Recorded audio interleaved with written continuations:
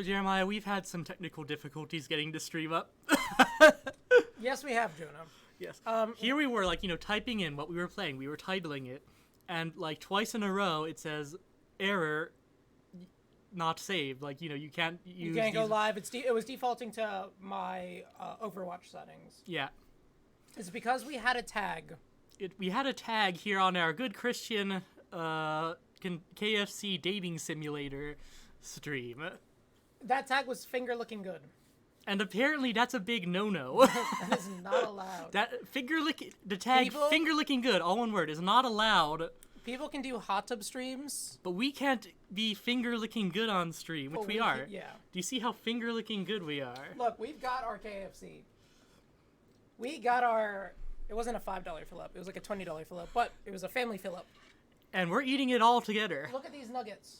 Here, I'll give this to you. Oh, please. Dear Jesus, God, no. There wasn't really a crunch. Yeah, it's a soft nugget. I was really disappointing. But we're here. For one reason and one reason only. We're gonna fuck Colonel Sanders. Jesus. Yeah, no, we're gonna play some... This is actually... Hey, how did we get here? Explain how we got here. So me and Liv had an idea. His girlfriend. That's already a bad start to a story. Yeah, so me and Liv had an idea. We're like, we need to do something for our 69th Twitch follower. And we let that idea marinate a bit over one of the streams. And during the stream, one of us made a joke about the Colonel Sanders dating simulator. And then light bulbs went over me and Liv's head. We immediately turned to Jeremiah and we were like, you know what we have to do. So, now at 71 followers. Thank you, people. We're playing the KFC Dating Simulator. I love you, Colonel Sanders, a finger-licking good romance or whatever. And it's not launched right now because you guys need to see what it does. But this is a launch to a game. It's a launch. We're gonna get into it right away. Yeah, it's a meme, and I'm sure so many people have seen it already. But it's been a year. It's marinated in how many herbs and spices. Just prepare yourselves. Prepare yourself for it. I'll mute this just to make sure there's no extra craziness.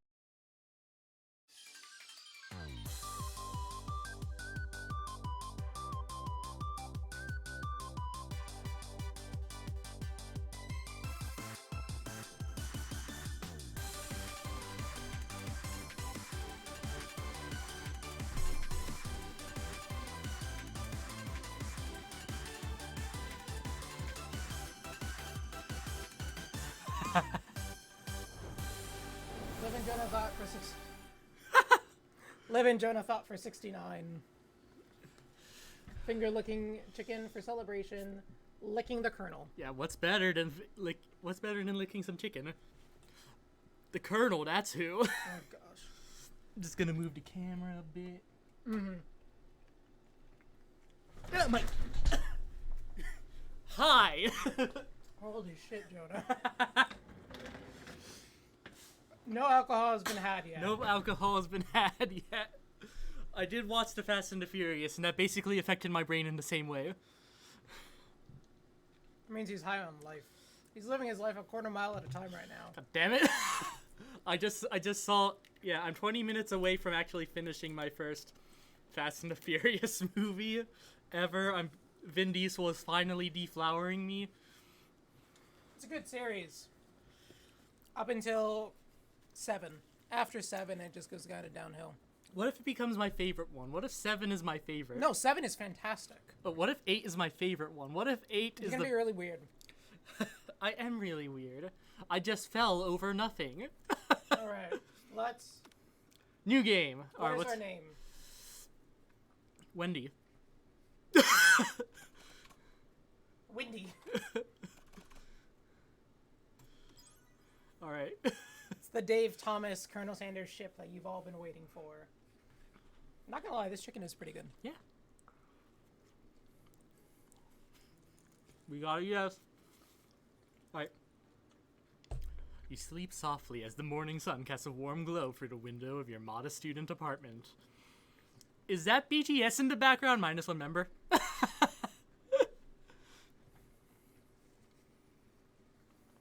I'm just gonna say, Wendy Liv says Wendy Colonelship for the win. I have no idea what's about to happen. Neither do I. I have not watched any playthrough of this. I know nothing about this. I know more about Hatoful Boyfriend than I do about this. Yeah, the evil scientist pigeon that kills you if you romance him. Mm-hmm. The world is peaceful and serene. You could stay in the moment forever. Or you could wake up. Now. Your first day of culinary school is no time to sleep in. Do we smack that clock up and at him? Or do we throw the clock out the window and stay in bed forever? I feel like that's a trap. That's a trap. We're gonna lose. We're gonna have an immediate game over. Let's smack that alarm clock. We're here to make chicken, god damn it. Lying in bed, you stare at the ceiling, thinking about everything that awaits you at the prestigious University of Cooking School Academy for Learning. Wait, that's the name of the school? University of Cooking School Academy for Learning? What are you talking about? You didn't go to learning school, Academy for Learning?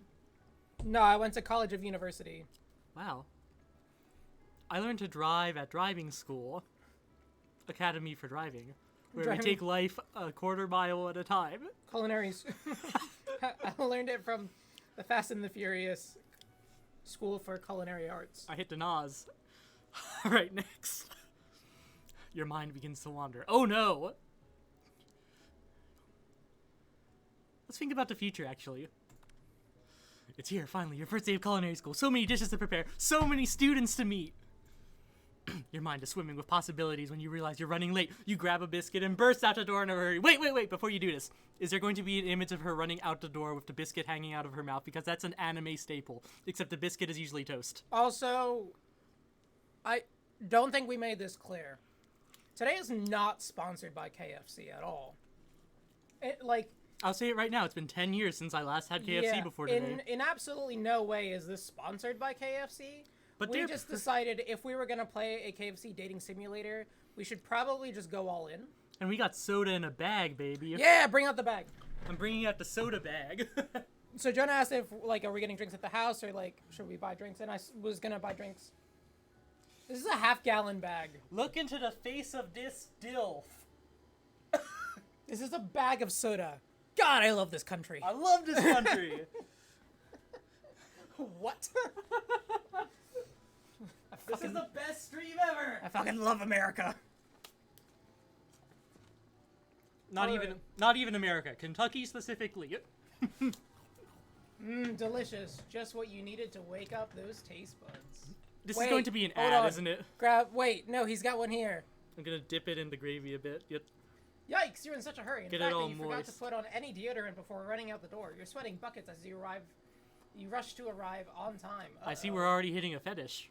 Standing in the quad, you gaze upon the magnificent University of Cooking School Academy for Learning. This is so unserious. Here comes your lifelong best friend forever, Miriam. She's the most adorably awkward person you've ever met, and absolutely love her for it. Don't tell me what to feel. Sweaty buckets. Think of a voice for her. I am... Okay, I'll do it. Oh, I've done kind of nerdy girl before. Of course. Good morning, Wendy. Are you excited for the first day of the rest of our lives? Buckets of sweaty chicken. Actually, I'm... Because I sure am. Excited. A little nervous. Okay, a lot nervous. I have to do those expressions in order to get the voice out, to be honest. Yeah, do the NPC expressions. What am I, in a Fallout game? What's the...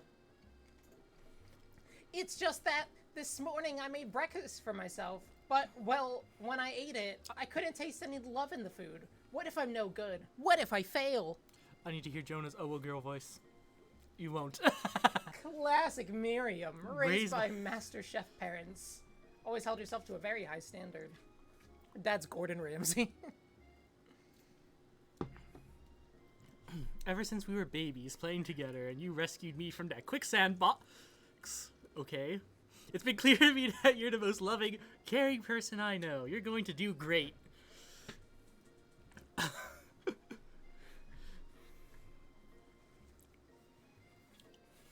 Trying to think of the least sexy way I can eat chicken on camera. You Don't want people to get. You got gravy all over your face and cheeks. I don't want people to get too turned on.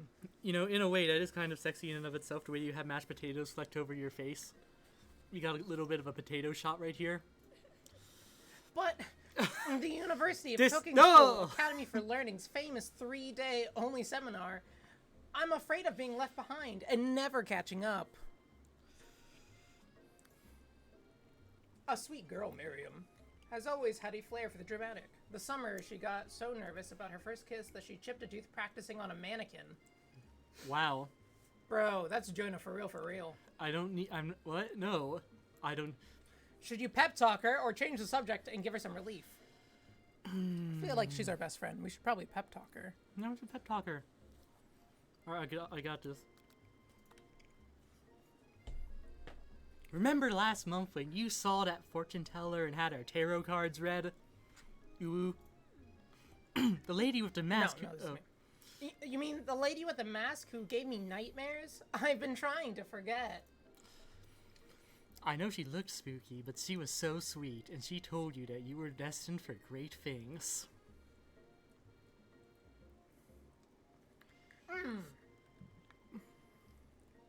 That was a bone. No, that comes later in the game. It was you. Remember that card with the fancy-looking tower, and that other card featuring the handsome fellow in the red suit?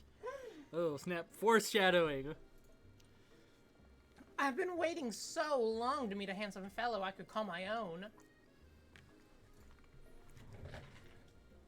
And I'm sure you will soon. In no time we'll be graduating, and you'll be delighting the world with your heartfelt cooking in no time at all. Liv says that's what she said.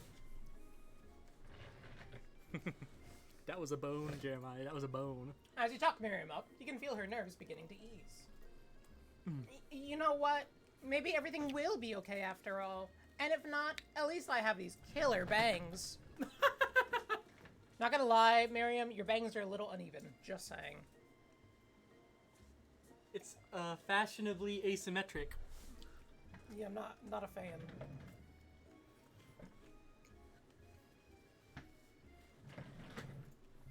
Can you believe I cut them myself?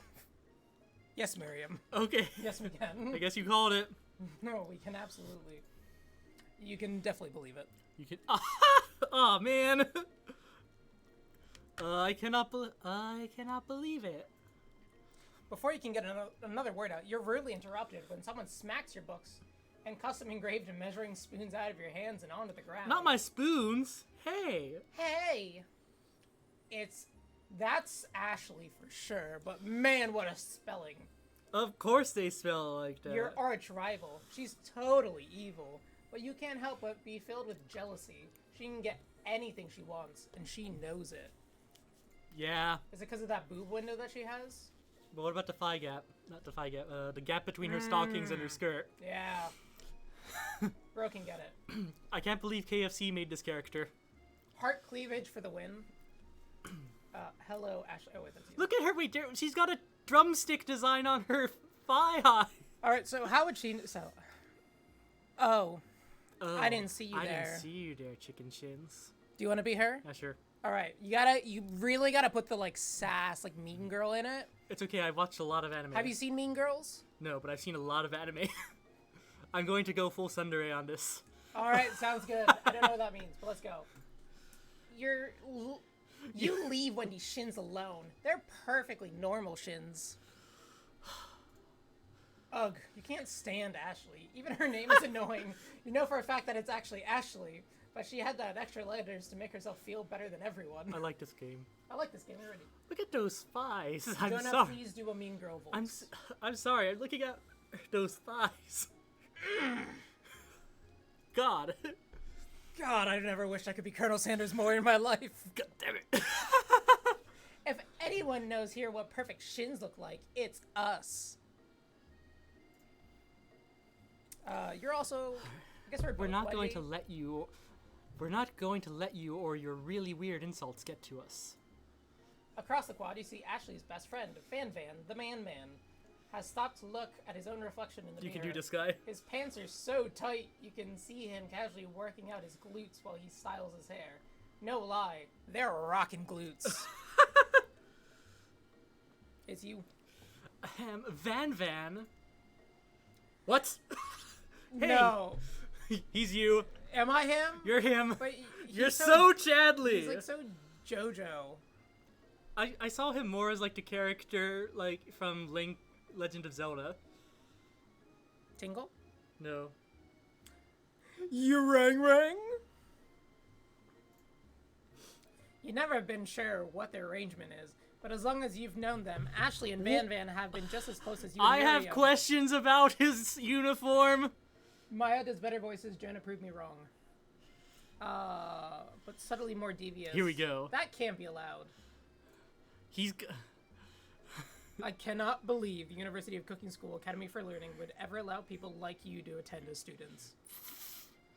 I know, right? Aw, man, I think you are the voice actor, though. You'd think they'd just hand us our diplomas. Or maybe hire us on as professors. Maybe we should switch. I'm Van and you're... Do you want to be Van? Ashley. Yeah, go for it. Let's test it out. Or maybe they should hire us as professors. You amateurs could learn a lot from us. I think you do a better Van than you do Ashley. Yep. I'll do Ashley then. All right. I do for some reason like I got a lot of practice with Ashley. in coffee talk Yep. with voicing people. With the first day of school about to start, there's no time to properly tell these two off, so you resist the urge. Let's go, Miriam. All right. Psh, see ya later, losers. The fuck? As you approach the door, you see a goofy-looking kid pushing hard against the window directly into it. They're letting minors doing here? What? I don't like that noise. Oopsie. Oh god. Oopsie. I think it's broken. Oh no. Ooh, I think it's Wokins. God, I hate us. You reach forward and easily pull the door open. He was trying to push a pool door, idiot. That should do the trick. I was gonna say both of us are Wendy. Yeah, we're both really windy. I guess we just, whoever gets there first. Yeah. I love you. Maya has girl bitch voices mastered. I love you. I think you mean thank you? My name is Pop. I was named after my Pop. He's old. Could someone like this also be a student at the school? He must be one heck of a chef. Also, his name tag clearly says Bob, but I guess he's reading it upside down. What an idiot. I would say, if you want to voice Wendy, I'll just narrate. That's, like, still an even split. I could narrate and you could voice Wendy. You think? Yes, you got the girl voice down. Alright. I'll voice Wendy, you narrate from now on. I need, like, a middle ground. Not an uwu, not a mean girl. I'm gonna name my kid Grand. Yes, Liv. Hi, Pop. I'm Wendy. So, are you gonna make me hold this door all day? Nope. And with that, the young man walks into the building ahead of you. Is it just me, or is he kind of cute? FBI, open up! I think it's just you. You both shrug your shoulders before following him into the building. God, Miriam, what is wrong with you? We can tell you cut your bangs yourself. I can tell you get your bangs, idiot. Bro, I'm full, so, like, eat whatever else you want. You know I will. You stand at the edge of the room, unsure where to sit. Other students wander in and keep themselves busy chit-chatting. A scruffy-looking pooch... I love him. A scruffy-looking pooch takes his place at a podium at the front of class. Adorable! He's too young for you, Pop, as a child. No, what? Is the dog talking? Oi, governor. No, quiet down, everyone. I was gonna say it's a corgi, so he's definitely British. Yep. Who is this unreasonably cute pup, and why is he in our culinary class? Oh, wait, was that not the dog? No, that was the dog Okay. talking. You must be Sprinkles, head instructor and CEO of USCS AL. Or Uxel for short. Please call me Professor Dog. I may be cute and little and fluffy, but I still demand respect. Woof! What? A cute dog is our professor? This is the best school ever! I guess only a dog's nose is capable of picking up all the nuances of fine dining. Out of nowhere, wind begins to rush around you as a swirl of cherry blossom petals fill the air inside of the classroom. I'm chilly. Somebody close the window. No, wait, that's Pop. Oh. It's the... I'm Chewy. Someone close the window. Close the window. I mean, he is the same size as Miriam. He's built different. Maybe he just, like, has, like, eternal baby face.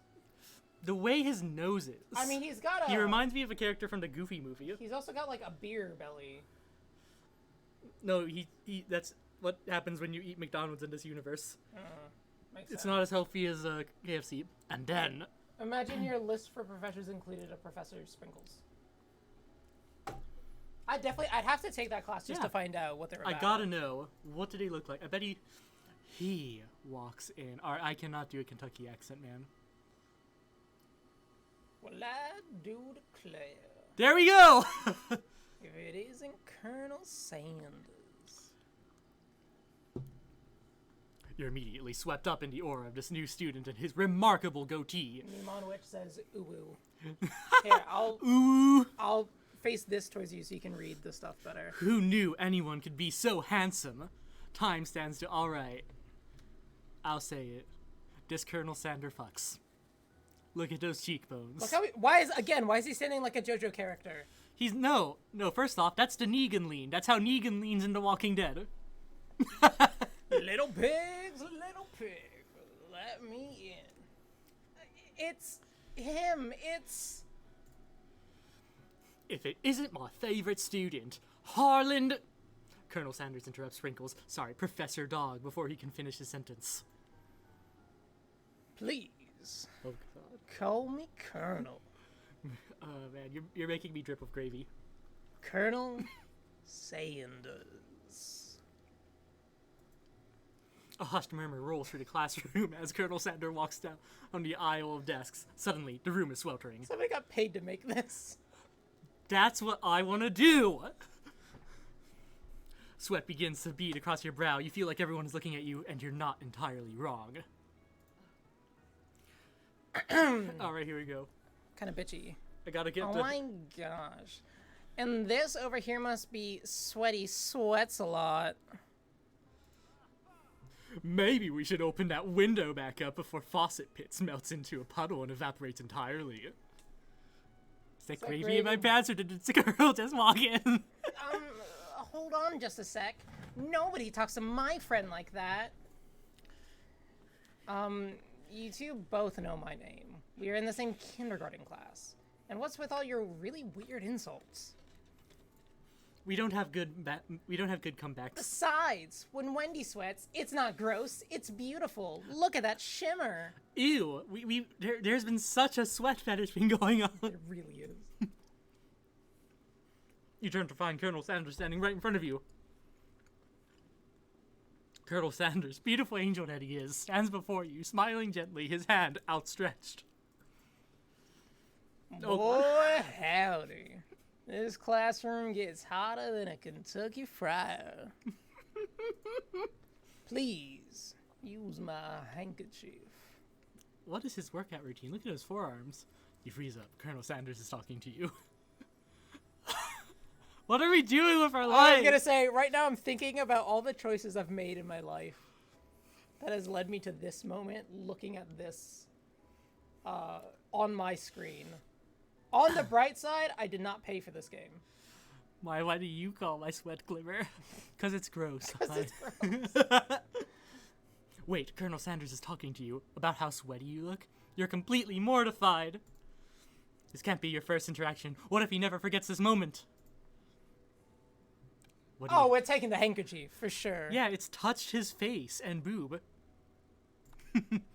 You stretch out your hand. Colonel Sanders places a fine silk handkerchief in it. Oh, of course it's silk. It's so beautiful, you hesitate to press it to your face, but when you do, the feeling is transcended. It has his natural scent on It smells of the most delicious chicken you've ever smelled. My man walks around smelling like chicken all day. Not gonna lie, anytime I've ever heard the words natural scent, it's never been in a good context. See, Maya, do you want to smell my natural scent? I've met a lot of people that do have a very good natural scent. Typically, if you find somebody's natural scent attractive, it means that you have opposite antibodies in your body. Because the idea is that if you have a child together, the child's going to be more healthy because they're going to have more types of antibodies. So usually, if you find someone's natural scent attractive, that's the reason. Who up smelling? Well, Fun, weird science facts with Jeremiah, I guess. If you smell someone, not their perfume, just their body odor, and it smells good to you, who's that guy in the poster back there? I don't know. Why? But the real question is why is there math in this on this board? Because cooking is science. Professor Dog steps in to settle the class down and get some ground rules. All right. Hashtag boyfriend goals. Find you a man that smells like fried chicken. Yep. Welcome to University of Cooking School Academy for Learning, the greatest culinary academy in the world. The birthplace of culinary legends past, present, and future. Many challenges await you. There will be tears. There will be blood. There might even be adorable, tiny food. At first, I was like, whoa, what are the odds that I get an email from KFC during this? It's because we just ordered Yeah, food. we literally just ordered KFC. We're eating it right now.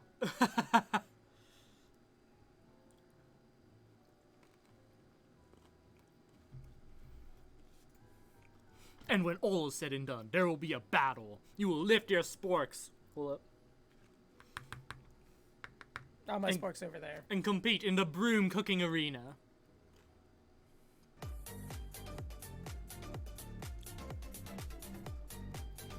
Thanks, Parker. Okay. Oh, no, this is you.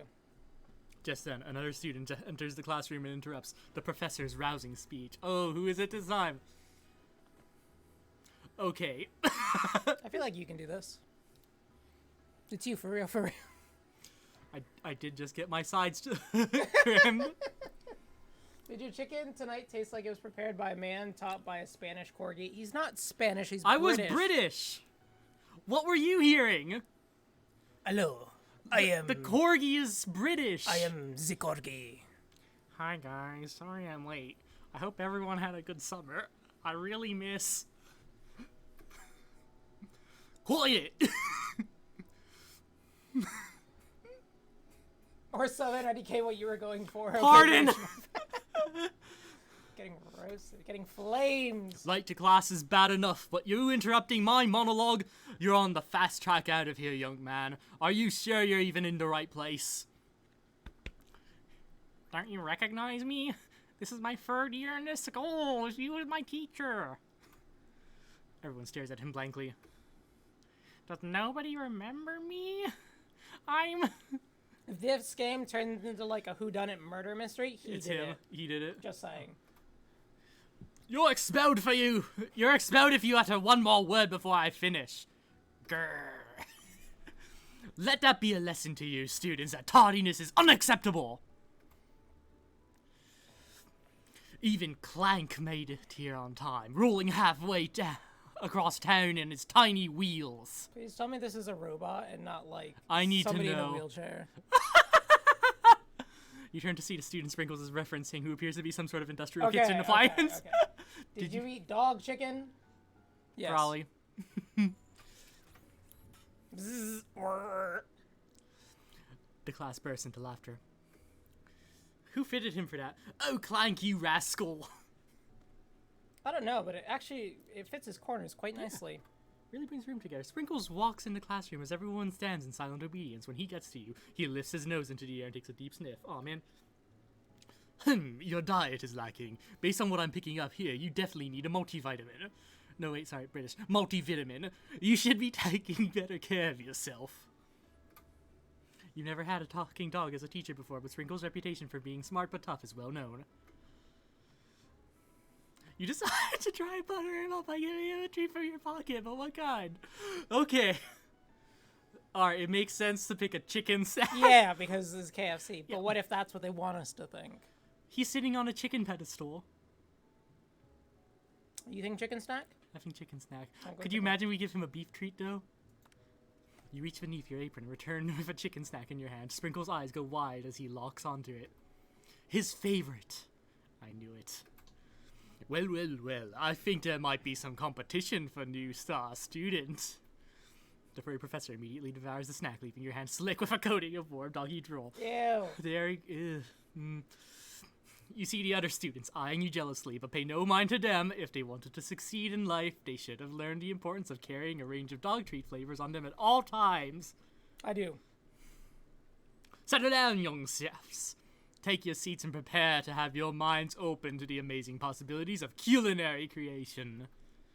As everybody rushes to claim their favorite seats, you're left standing in the front of the room. Only 2 options remain. Oh, who are you gonna sit next to? Oh, Miriam or the Colonel.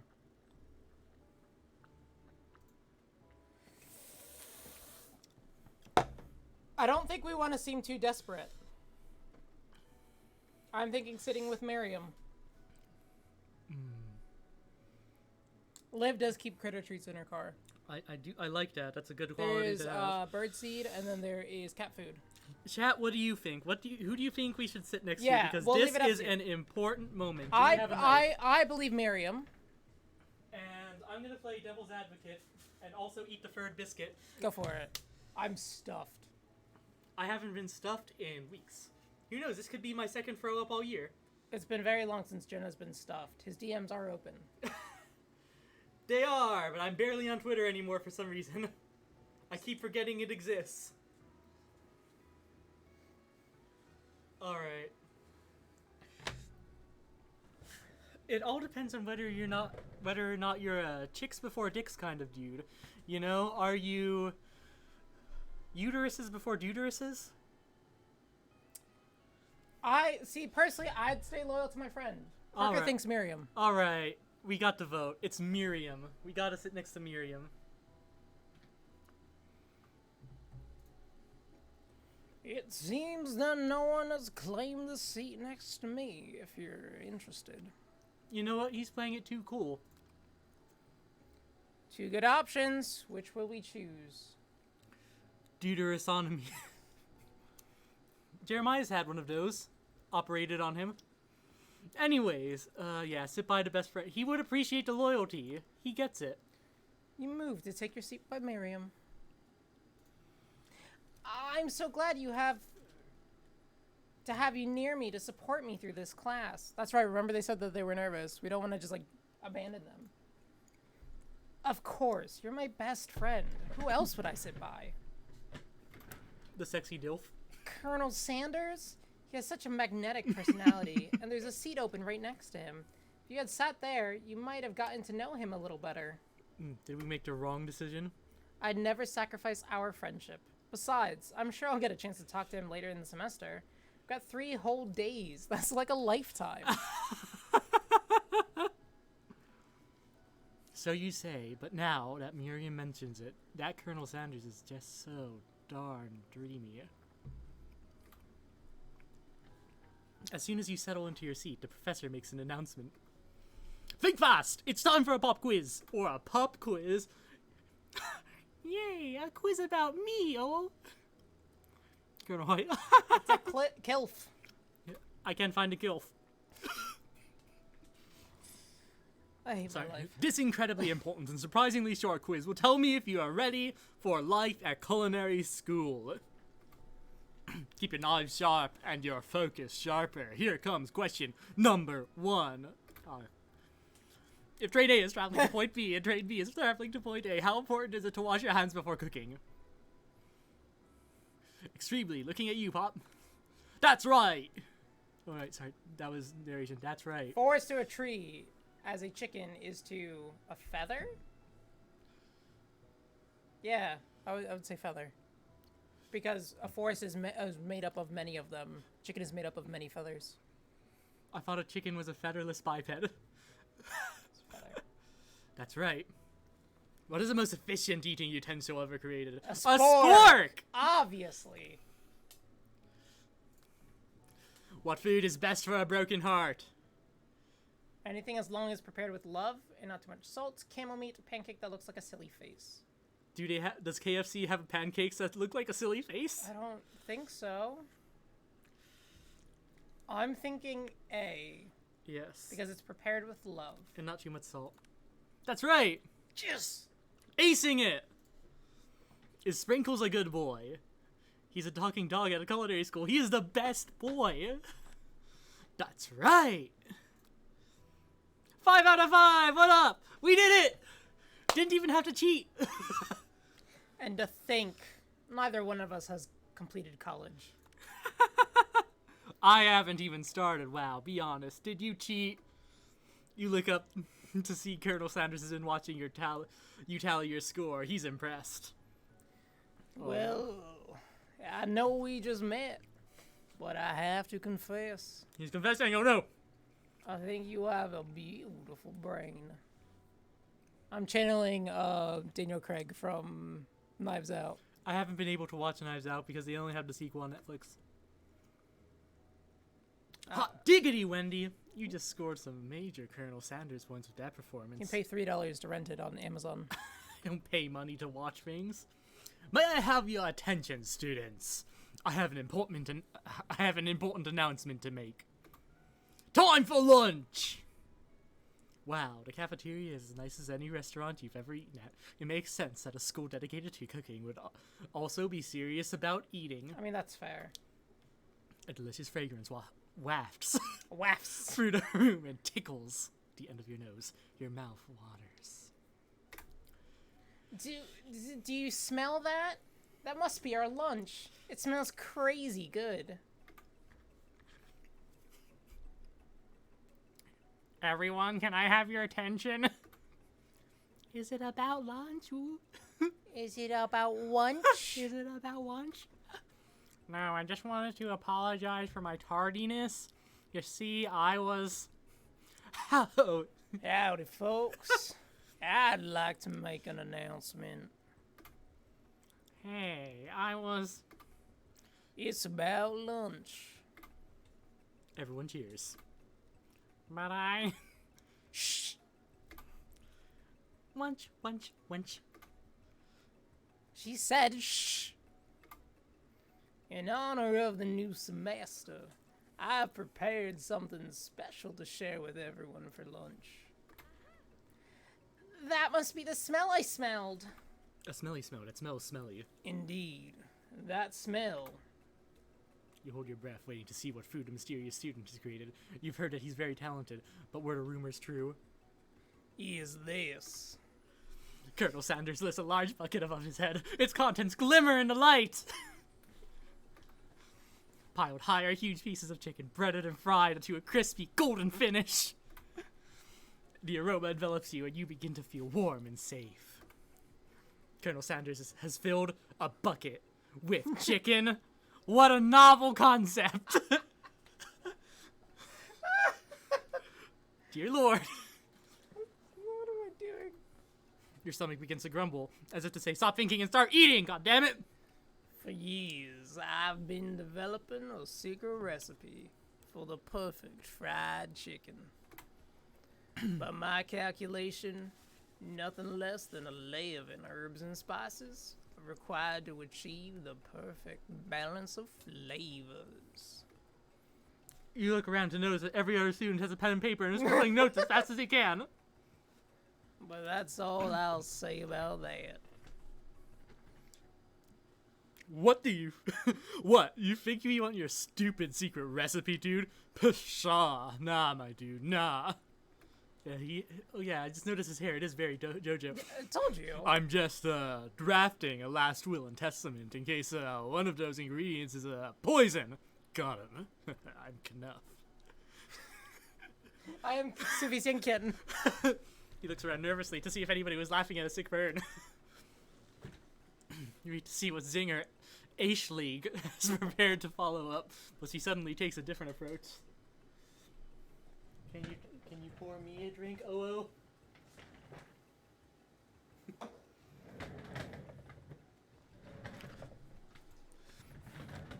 That's you. pouring drinks out of a bag. The Chilean way.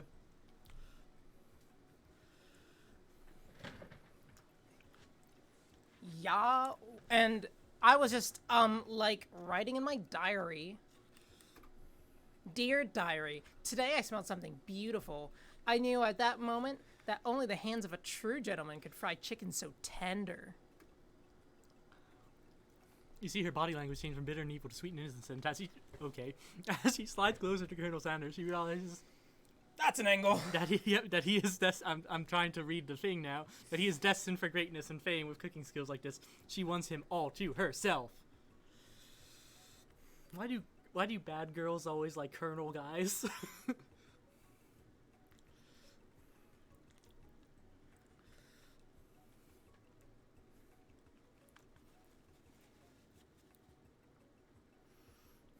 I'm in. Wait. Oh, please. Well, Van, the man. If you don't want any, I'll take his. Whoa, hold on. I mean, I guess I'll try it. He takes one bite and his eyes grow wide. He starts contorting his face as he tries to hold on to his pure exhilaration and act unimpressed. That ass, though, Lily says. Easy now. There's enough for everyone. Please, my fellow classmates, dig in. What does he have to learn here? He's already mastered it. You take one of the pieces of fried chicken out of his bucket and sink your teeth into it. Get you a girl who sinks her teeth into your bucket. It's amazing! Tasting Colonel Sanders' food transports you to another dimension. This is the weirdest bit of... Advertisement? Yeah. Also, I want to see what this... that's just the settings. Alright, another decision. Along with your taste buds gripping a drumstick in your hand, you flow weightlessly. Focus your mind and meditate on the moment. Try to identify every flavor. Savor the moment and everything that it tells you about Colonel Sanders' culinary heart. Swim towards the light. I like the middle option. You need to watch Preacher just for the accents. You are mastering it. You said the middle one? Yes, I like the middle one. What do you think? I'm down. Yeah, we're down to Colonel.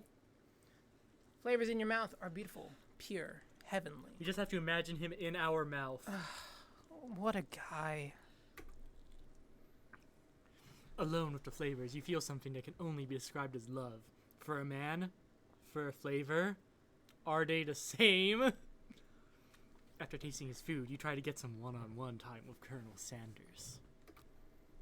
You approach Colonel Sanders. Colonel Sanders smiles ever so softly as you approach. He stops what he's doing and allows you to break the silence. Colonel, I wondered if I could talk to you for a second? Anything for a fellow chef. Jeremiah's gonna seduce himself. What exactly was on that chicken? How bold of you to come out and ask. That is a good accent. It's an idea I had for a new combination of flavors that will make me my fortune, establish my legacy for all time, as I open up a chain of highly successful fried chicken restaurants. No big deal. They never said he had a scepter. How long was he carrying that? I don't know. It's just you and me here talking. I can keep a secret. In fact, I got some of my own that I'd be willing to trade. Also, why does that chicken look like a pigeon?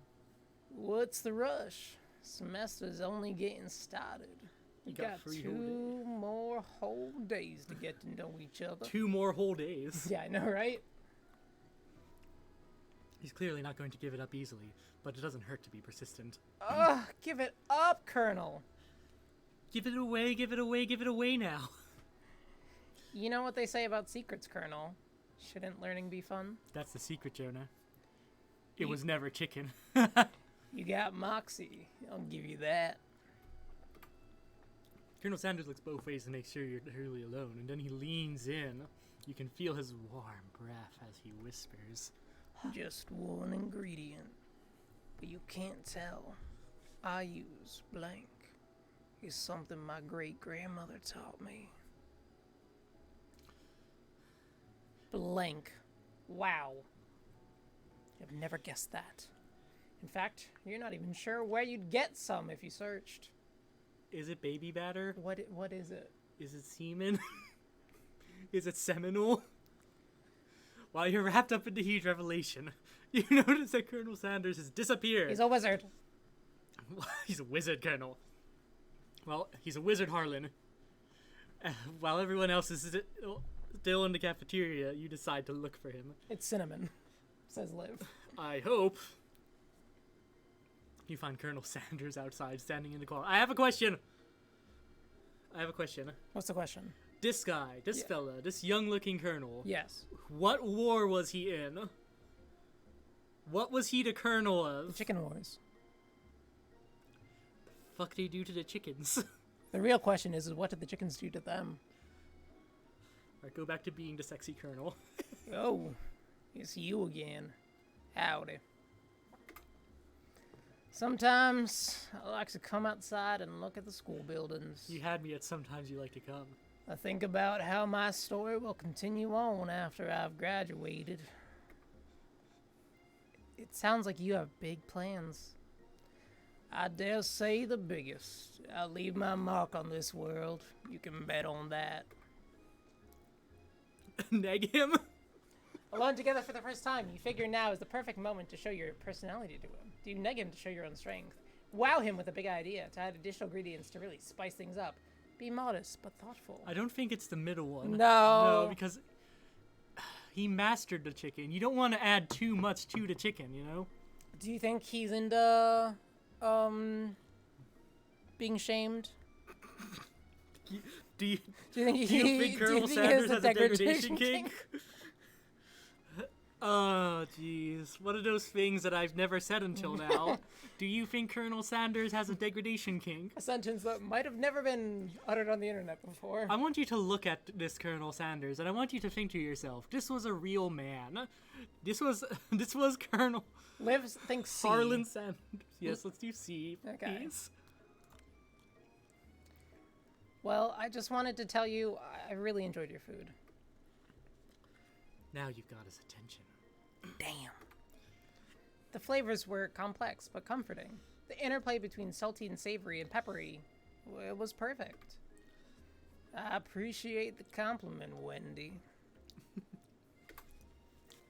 I'm sure you'll be a big success.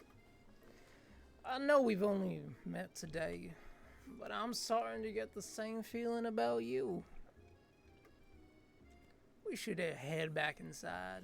Next lesson starts soon. Next time you and Liv go on a date, I think you should use the accent. The Colonel Sanders accent? Yeah, you should use the Colonel Sanders accent the entire time. Just order your food like that. Excuse me, 2 tickets to Oppenheimer. Well, hello there, little lady. Except don't do that. That's gonna get you slapped. Yes, please, she says. Me and my darling here looking to see the minions rise a Gru. You step into the massive cooking arena, both letters capitalized, where the afternoon lesson will take place. Each student gets an oven and all the tools and ingredients they could need. Isn't this where that Disney original movie about the guy who wants to play baseball and cook at the same time took place? I thought this is where Iron Chef took place. No, it's Eddie's $1 Million Cook-Off. I've never seen that Never one. seen that? Wow. Great movie. Is it a more recent one? No, it's like 2000s. Oof. I hate how that's not recent anymore. Look at this place. It's magnificent. Finally, we get to show our stuff. Ashley's been showing her stuff all game. Wait a second. Oh no, we have to show our stuff. What if I totally blow it? You're not gonna blow anything. Except maybe kisses to the crowds of fans you're going to earn with your signature, adorable tiny food creations. Meanwhile, we're here to blow Colonel. We're here to blow some Colonel right here. I'm gonna risk this again. There we go. We're both centered now. You just keep going further and further away. I don't know how I keep getting off to the right side. No idea. Welcome, students, to the cooking arena. For today's lesson, we'll be cooking with partners. Hurry up and pair off. Oh no, we're given another choice. Naturally, Miriam looks over at you. Wait, hear me out. If we choose Colonel Sanders, then she could get her jailbait. It's fair. Hey, Colonel, would you like to tackle this lesson as a team? A team of two? That is, me and you, if that wasn't clear. Unrelated, how amazing would it be to be a cook in a kitchen with all the ingredients and cookware supplied? Man, I would love that. I die of beaties. Bro, I'd be going hard. Wanna be my partner? Well, sure, Wendy. I'll prepare our station. Wow, we didn't even ask. Without you as a partner. We weren't even given the option. Yeah, Mir's standing alone. Two different students quickly take notice. I know who I want her to team with. I am shipping her with Wheelie over here. Hello, new partner. Beep boop. Bzz. Oh my, two potential partners. I'm so sorry, gentlemen, but I don't know who to choose. Looks like you'll have to pick for her. Who's not picking the fucking robot? Friend duties can be a little awkward, but that's the price you pay for not being alone forever. Who do you want to ask to be Miriam's partner? Clank! Sorry, Pop, but I think Miriam will be partnering with Clank today. It's okay. I already ate.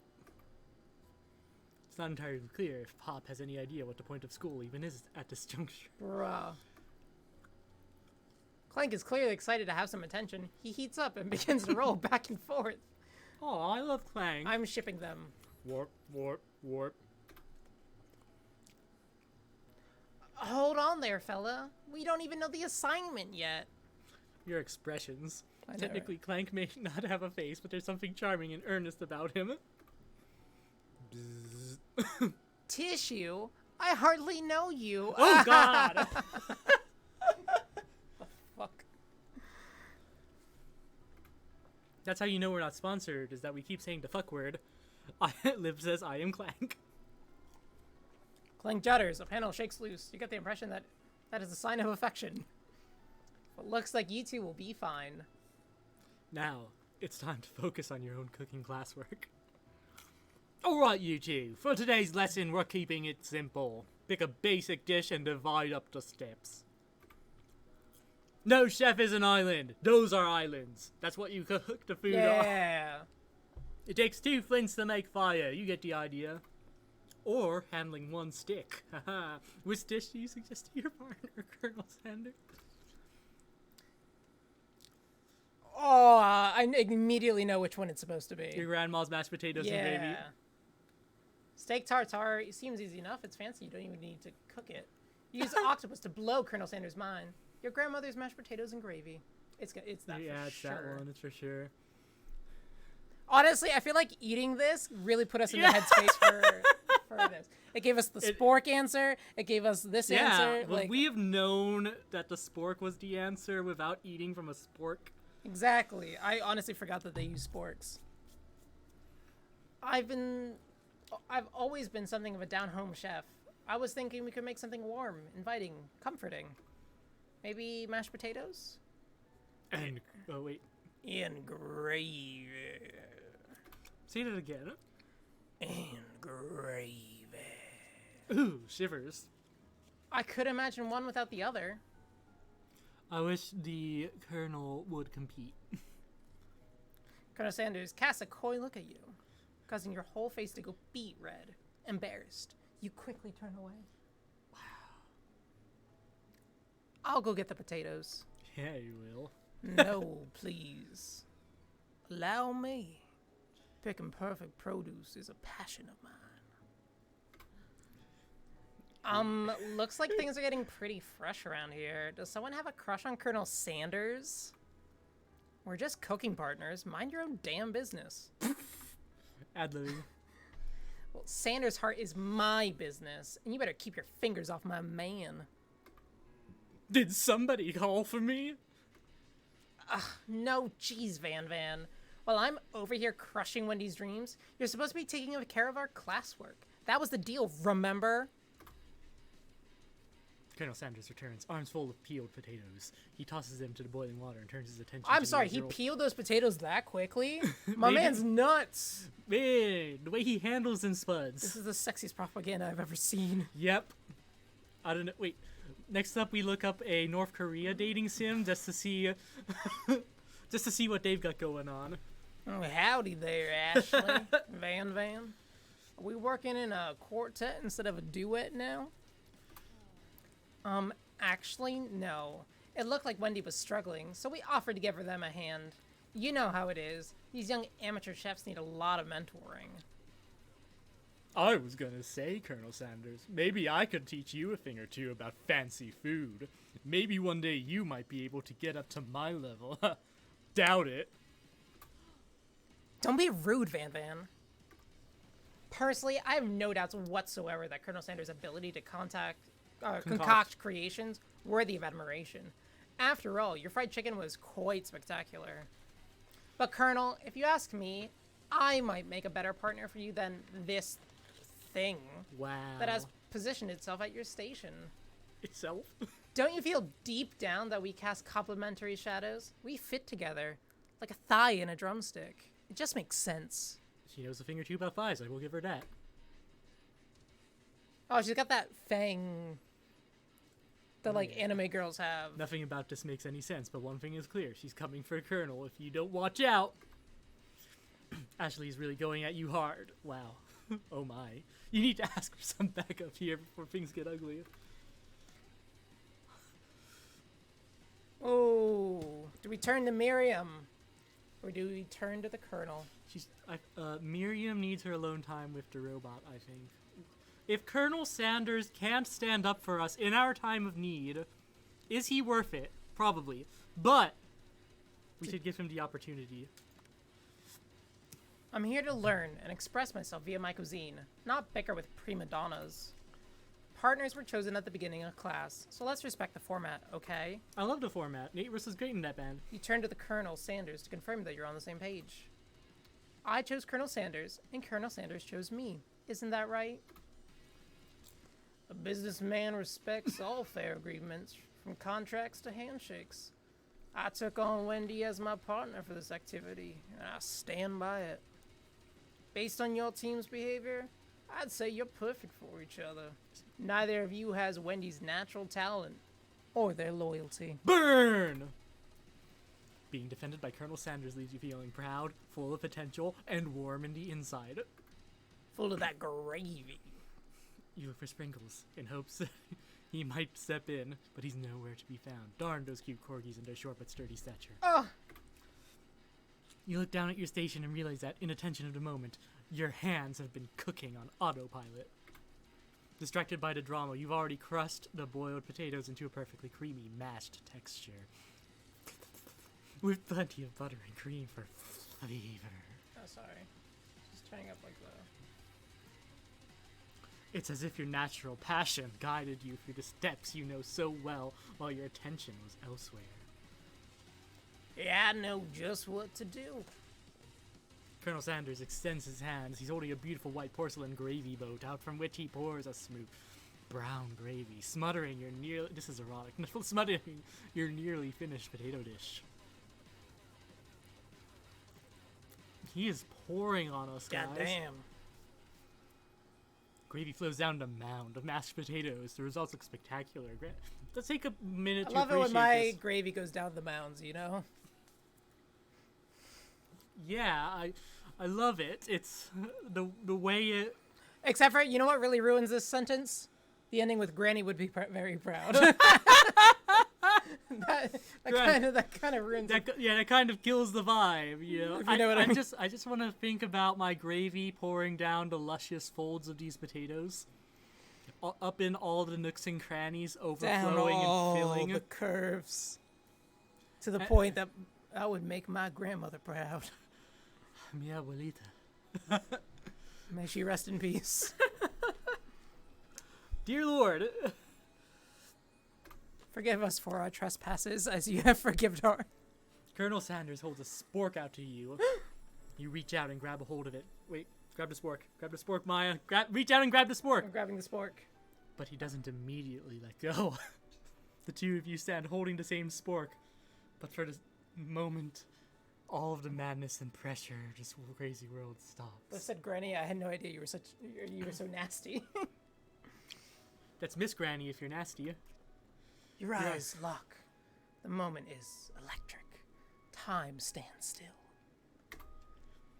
If you love something, set it free. I will, Colonel. Together, you dig the utensil into the mashed potatoes and lift a heaping sporkful up. When you see Ashley with a sinister look, you know she's plotting against you to be with Colonel Sanders. And then, filled with rage, without thinking, you fling the sporkful of mashed potatoes right into Ashleg's stupid, beautiful face.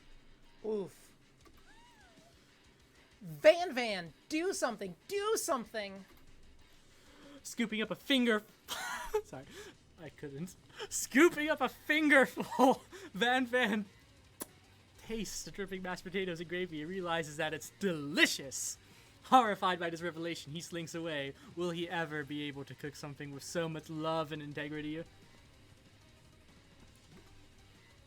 Hold on there, Wendy. We do not waste food in the broom cooking arena. Colonel Sanders, I expect better from you. If you throw one more spoonful, you both better be prepared to eat from wherever it lands.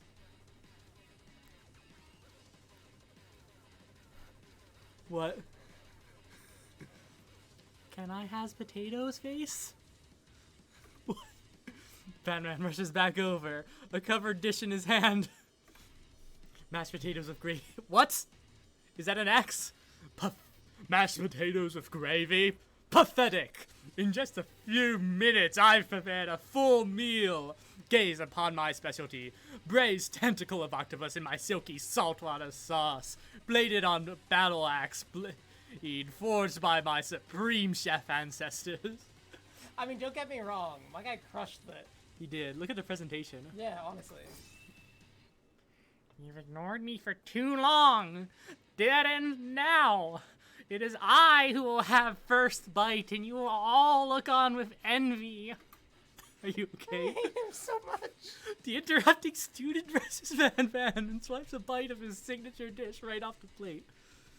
He hasn't actually been given a name yet. It is still just student. Look at how fucked up his left hand, that one finger is. Oh. I was playing electric piano. Or air piano. No, don't! Something about this dish doesn't strike my nose quite right. I think the octopus was rushed, and may have turned in the process. The result could be toxic. Too late. It has been eaten. Yo, is he gonna die? Are we going to kill the student? I think I left something in the oven. I don't feel so good. Can you clean up some of this? I was like, is there anything that we can put away? I honestly have this thing about my desk being crowded. I don't know why. I think it's my OCD. Do you want any more of these dips? Yeah. One more while we this. Yeah, I was like, I just keep looking over at it, and I'm like,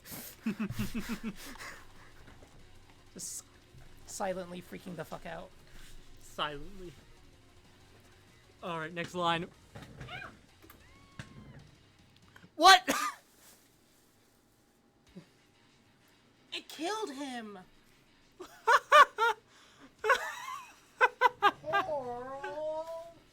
Poor student! That kills people, Coral! You want a beer? Yeah, please. A Corona, maybe? Yep. Let's celebrate the fact I watched my first Fast and the Furious movie, mostly.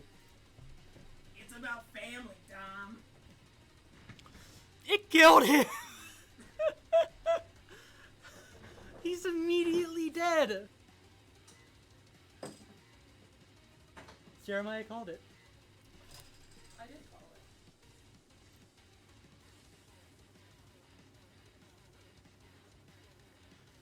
it. Cheers. It's about family, Dom. Now, alright, you got wait, before you say this again, you gotta put the emotion into it. All caps, you just realize somebody died. Yes, we mean green tea. Twitch daddy. They don't actually care. Yeah. Alright. I'm about to deliver this line. Alright. Remember, emotion in your voice. This is the first person you've witnessed died. It killed him! Amazing! Everyone step back! Don't take another bite! When you look back at the plate, the rest of it is gone. You notice the tip of the tentacle being slurped into Pop's mouth. Pop winces in pain for just a moment, then is almost immediately back to his oblivious self. Is he God? Oopsie. Tastes like poison. Ooh. The entire class is gathered to watch Pop's final moments. Shock has frozen the whole crowd. They are just as motionless as statues. The last bell rings, disrupting the moment and snapping everyone back to reality. It would appear that Pop's enthusiasm for trying new things, despite the obvious danger, has inoculated him against poisons of all kind. What? What the fuck?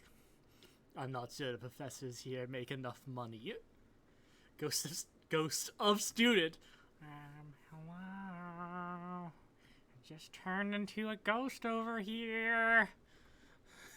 Seeing that you're shaken up by that really annoying student and all of his nonsense. All of his nonsense. God just damn. died.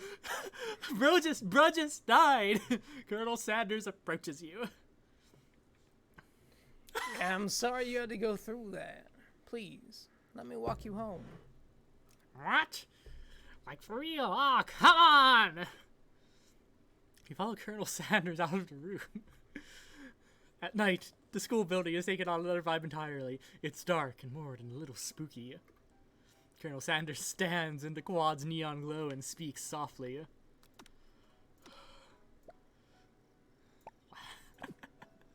They killed a man! Those mashed potatoes you made in class today. Before you go on, I want you to know they're not a great representation of my skills. I didn't even realize I was making them. They were amazing. Tasting them reminded me of why I became so passionate about food to begin with. You're igniting his passion. Colonel Sanders is getting choked up. Cooking is obviously important to him. And soon you will be too. In a way that you find inspiring. Now might be the perfect time to tell him you're developing feelings for him. This is one fucking fast day. Colonel Sanders? Yes, Wendy? There's something I need to tell you. Hold it right there. Look, it's Mr. Oh, Manslaughter. we're getting cock-blocked. Your taters remind me of my granny. There's something I need to tell you first. Oh, jeez. You see, when I was just a boy, I had a dream that one day I would be the greatest chef the world has ever seen. And every day since, I have been working toward that dream, day and night, never stopping, never resting, also lifting a lot of weights, like so many weights.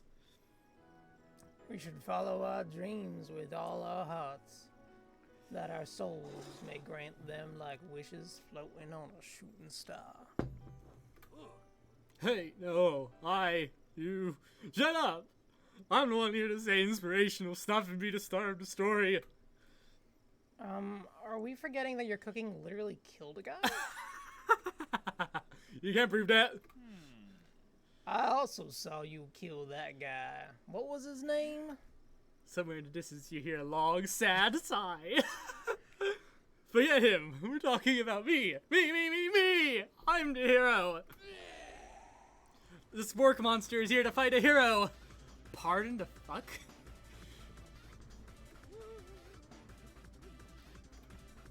I think I left the fridge door open. Later, nerds.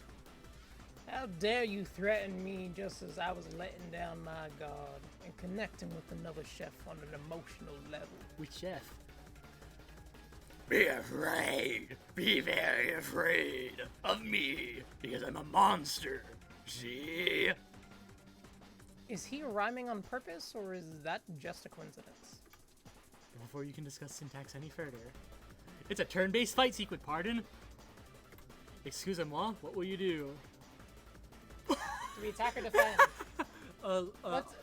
I mean, he really hasn't attacked us yet. Let's defend quick. Yeah. We're defending here. How dare you threaten me while my peen is hard?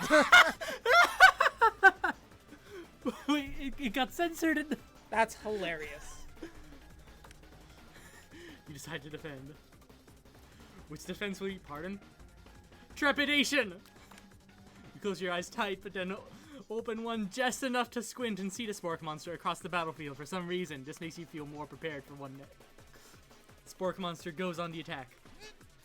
They spit hot gravy at you. No! Colonel's supposed to do that! You take 1 damage. Fat lot of good that defense did. Alright. Attack. Yep. We decide to go on the attack. Let's eat him. You want to eat him? I'm eating him. I feel like cook with love. Alright, wait, where's the die? Alright. Evens, cook with love, odds, chow down. Odds, we're chowing down. Heck yeah! Chow Down does 2 damage. The fire in your belly made you stronger. Spork Monster is really feeling threatened by your attack. Spork Monster focuses their mashed mind and draws in energy from Mother Earth itself. They grow larger and more intimidating. How will you respond? Attack. Alright, yeah, we gotta kill it before it can kill us.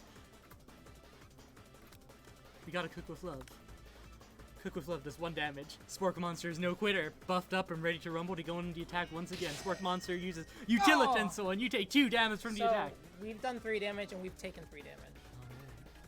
If you take much more damage, you're not going to survive the battle.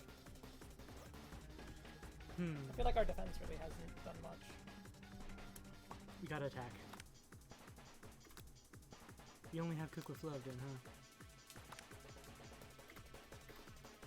Spork Monster's oozing cheese sauce into the lawn of the quad. I wonder who is going to have to clean that up. Feeling vulnerable, Spork Monster prepares for its ultimate attack. Rounded Edge! Vile. No, Vile villain, your reign of terror stops here. Colonel Sanders summons the energy of 1,000 chickens. Hold the fuck up. Pop pie power pinch! Popeye Power Pinch does 10 damage! Oh man, this guy's OP as F. Spork Monster is defeated. You saved me. Energy Spork Monster spews steam into the night. Forget mercy, finish him, spare the wretched beast. I feel like I would spare. Yeah, we can farm biscuits from him. We can milk the creature. You manage to tamper down your disgust at the sight of this gnarly beast long enough to realize that he's still a living creature with a pure soul who deserves your pity, not your wrath. Be gone, beast. And don't you dare come back for a follow-up encounter tomorrow. We're gonna have to do a follow-up encounter tomorrow. I won't forget this, and I certainly won't be back like you said. The Spork Monster scutters off into the night. The defeated monster left behind a special item! It appears at first to be a cookbook, but upon closer inspection, it's so much more. Is this what Final Fantasy is like? A bit. Okay. It's a book of magic spells with a golden chicken on the cover. You know, when I said I knew nothing about this game... You knew nothing about this I knew nothing about this game. You open the cover and find a library card tucked inside. The last name to have signed it out is... Borko. Is that the name of the dead student? Borko. Now that name sounds strangely familiar. Your blood is pumping as you stand in the quiet night holding the mysterious book in your hands. As you come down from your battle buzz, you realize that your final attack has left you completely depleted. The world around you begins to fade away. Of course we're fainting. It has to happen at some point. Without any energy to keep your eyes open, darkness overtakes you. Oh no, Colonel. Oh, God. Ooh. The image of Colonel Sanders flashes before your eyes as you fall asleep. He must have helped you get home. In your tired state, you don't know if you could have made it without him. What a guy. You want to thank him, but you don't have the strength to utter a single word. You feel your covers being pulled up to you as you're tucked in tightly. The fact that he didn't even try to cop a feel means he's a genuinely good guy. Colonel Sanders knows how to handle breast He knows what consent is. Yeah, but he also knows what consent is. Yeah, he does. It's the sexiest thing about the Colonel. Yeah. Good night, my Colonel. And also the herbs and spices. That's true. In your dream, you're together with Colonel Sanders. For some reason, Sprinkles is also there. Whoa now! FBI, open up! Instructing your love. Pardon me. Alright then, you get on top, you get underneath. We're doing doggy style. Time for my favorite, doggy. Oh, what? Yeah. Yeah, he's a ghost. You awake on day 2 and attempt to process the wild visions you I'd had. pass out in the Colonel's arms, says Liv. Same. You and me both. I need him to drop the workout routine. Were they memories or premonitions? I don't think they were memories. And then there was that secret ingredient that Colonel Sanders went ahead and told you outright. Not much of a secret, huh? It's love, isn't it? It's his love gravy. Oh no. He puts his love gravy into... That's why KFC isn't the same after he passed. Yeah. Sure, that makes sense. We'll go with that. You meet up with your bestie in front of the school. Before you can tell her about the encounter with the spork monster, she launches into Tell his me living about room. your date with the machine. Okay, I know this might sound strange, but I think I might be, I think I might like Clank. Let's go! Like him, like? I know it sounds like we're moving too fast, but there's something about him. Like, I like him. Like him. We got to talking after class, and he's actually a totally sweet guy. Not only that, but he's really smart. He told me all kinds of stories about Colonel Sanders. Why is it always him? Did you know that Colonel Sanders was the most popular kid in his high school? No fucking way. No, but that does make complete sense. That's why you enjoy your food tonight. But he was so popular that he was voted prom king at a school he didn't even go to. And he was also the convertible that he was also the convertible that he himself rode in at the front of the homecoming parade. Pardon? I think maybe something got lost in the pressure cooker language translation there. Either way, maybe it'd be best if you took it slow with this new boy, like I am with Colonel Sanders. Except yesterday you were fighting a spork monster. You and Colonel Sanders? The coolest guy in school? The most favored student ever attend University of Cooking School Academy for Learning? You're a thing now? We definitely connected yesterday. Sure you did. You're great. Why wouldn't he be into you, I guess? Laughing at the implication that you and Colonel Sanders might be a thing is definitely not cool. You are great. You have an idea about how to prove that your love is real. Well, if he's not into me, why did he tell me one of his secret ingredients? Oh no, Wendy, no! We're not telling her the secret ingredient. Your bestie's eyes light up. A secret ingredient? Yeah, I just said that. What are you doing, Wendy? A secret ingredient. Is there a dramatic echo in here? Miriam checks to make sure you're alone before continuing. So this summer, while I was on vacation with my family, a lovely man approached me in the botanical garden where I was wandering. Oh no, it's the guy from Willy Wonka. It's Snodgrass, or whatever his name is. He told me about his passion for spices. Secret spices. The man even gave me some to show me what he meant. He said it was a powder created from super duper rare dried flower petals, and that if I did him a big favor, I could have some of my own. Please, Miriam, don't tell me. So I filled my suitcase with them and brought them home. He was so nice. He even met me at the gate when I arrived. Later, when I cooked them with them, a very strange feeling came over me. The flavor was unlike anything I'd ever tasted. Is she talking about cocaine? Pardon? I think you're being very liberal with the meaning of spices here. Whatever. Liv asks what our favorite secret spice is. I like Americana. Cayenne. Whatever. Anyhow, we both share an interest in cooking, so we've stayed in touch. Cooking you or know, cooking? Like pen pals. I bet he would love to know more about new spices. Does anybody young enough to play this game know what a pen pal is? Oof. And how 9 times out of the 10 they were from prison? Yeah. Well, I'm definitely not supposed to share Colonel Sanders' secret recipe. And besides, I only know the one ingredient, so I doubt it'd be much use to anyone. Please, please, please, please! It would mean the world to me. No one has to know it came from you or from Colonel Sanders. Don't do it, Wendy's. Make up a fake ingredient. Why can't we just say no? I don't know. How about it was if I remember correctly, all those things weren't actually like the eye of a newt. It was like code for like a certain herb or like flower, like natural occurring thing. It wasn't actually taking the eye from a newt. Liv said her sister had a pen pal. Pretty sure they ended up being a prisoner. See? I'm right. The facts of life. That or Czechoslovakian. I have new. Wow. Or some Romanian. Yeah. Her eyes light up and imagine such a thing. As you figure out you've satisfied her curiosity and you'll move on. However, she immediately turns around and does some thumb typing on her phone that you can't quite see. That's probably not good. And this is why we didn't tell you the real one. Before you can ask her to confirm that she was definitely not texting secrets to other people, you're interrupted. A wind rushes in. Cherry blossom It's him. petals fill the air. It's what? It's Colonel Sanders. He's arriving at school. I think you need to run to him. You think? I feel like that's kind of desperate, though. Dude, I feel it's been a whole day. I feel like it's better to like just stand back and admire his majestic glory. Should Dude, we roll for this one? Let's roll for this one. All right. Top one evens, bottom one odds. Evens. Colonel Sanders' horse is truly a thing of beauty. Look at that massive girth between his legs. Without ever acknowledging that he's being watched, he does a short horse dance before dismounting with a flourish. He then slaps the beautiful creature gently on its rear, sending And it the horse, running too. free into the countryside.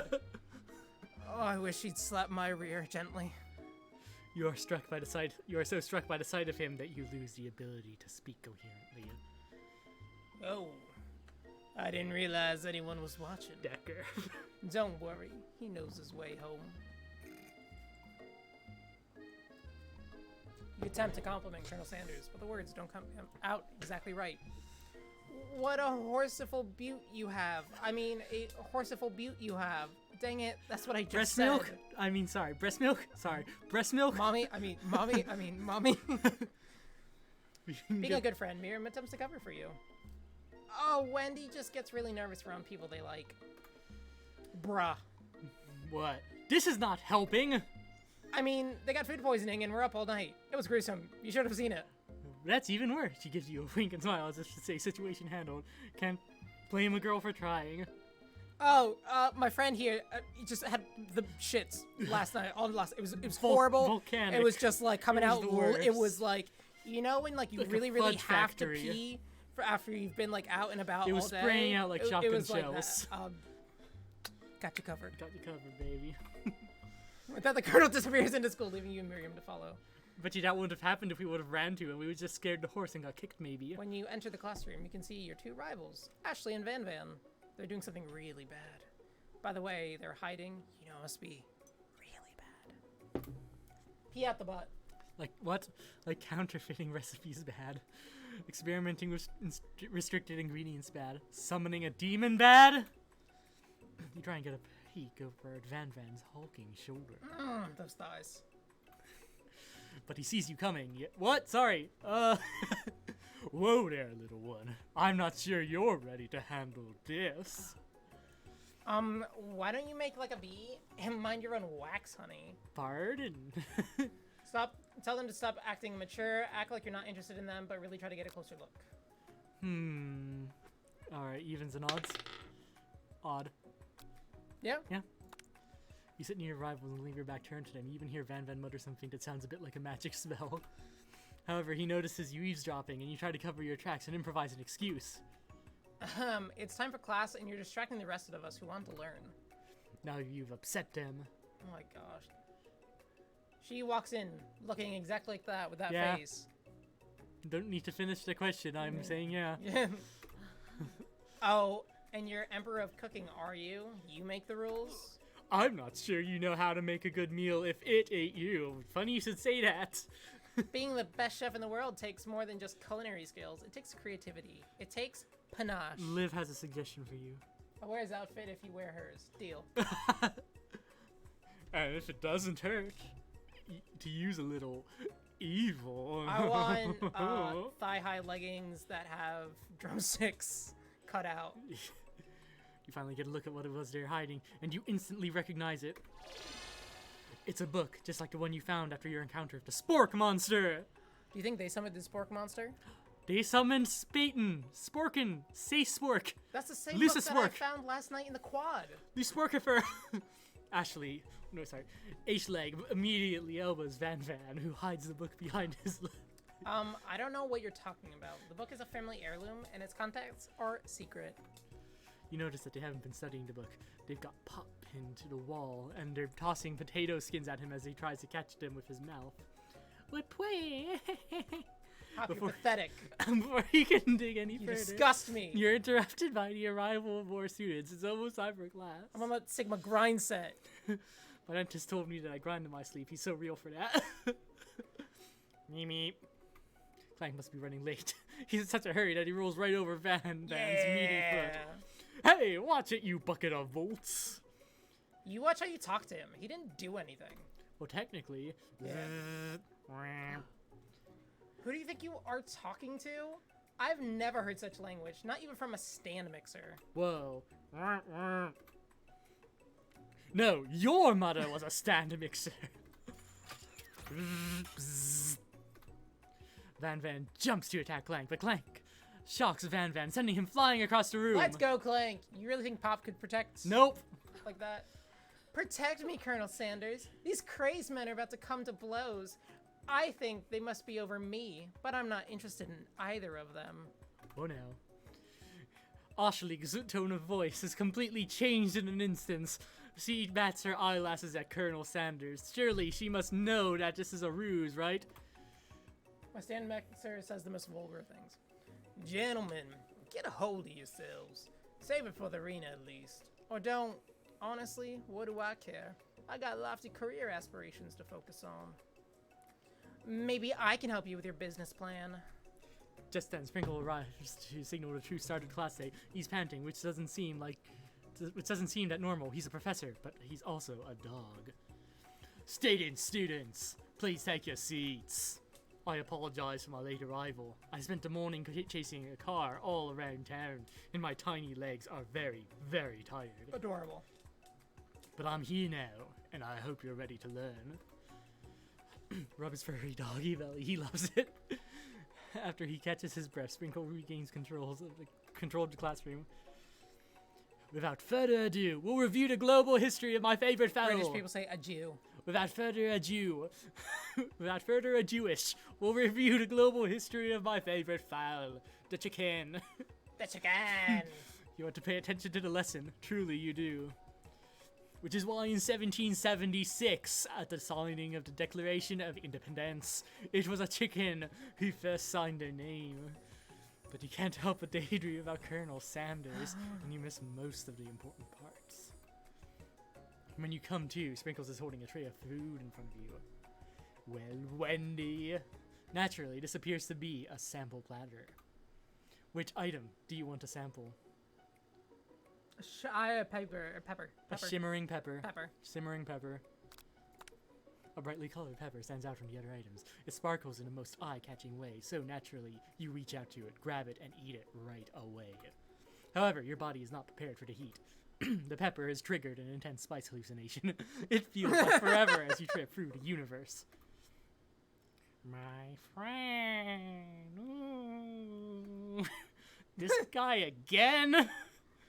I'm here to give you an important message. You must avenge my death and fulfill your destiny. And all you must do is... I was saying to fulfill your destiny. All you must do is... Sorry, I think I still have some of the spice stuck in my throat. It's fine. I'll work through to fulfill the prophecy. Yes. You feel yourself beginning to regain consciousness. You have their best ghost voice. Thank you. It's to compliment the best sexy. Aw, man. It's to compliment the best sexy Sanders voice there is. You come Thank to, you. and you find everyone is staring at you. That pepper was the last of its kind on Earth, and now it's gone forever. You think to yourself, geez, I should pay better attention. We all make mistakes. I'm sure he'll forgive you. Someday? Come on, it's time for lunch. What were we supposed to do? I don't know. Before anyone could relax, the cafeteria lights dim. And your rivals enter to make a dramatic announcement. Today's lunch will be prepared via timed competitive cook-off. The level of theatrics these two is off the charts. Demand they stop at wasting everyone's time. Step up and tell them you're on. You're on. It's a challenge accepted moment. How did they have the last MSG back on Earth? What is the dog's salary? What do you think? Well, I hear that they work him like a dog. God damn it. Which one of these do you think? You're on. We're challenge accepted. A bit of lunchtime. Wait. A bit of lunchtime competition, eh? Count me in. If I have to wipe the tables with you fools before I set my lunch down on it, then so be it. I'm not the fool. You are the fool. Fool! Good one, Van Van. I like your gumption, Wendy. I'll be watching your performance. He's watching us perform. Just as things reach a boiling point, Sprinkle steps in. Surely he'll put a stop to this madness. Now, students, please settle down. This is a lunchroom, not a sportsing court. Finally, a little sense, you breathe a sigh of relief. At least not until we turn on the timer!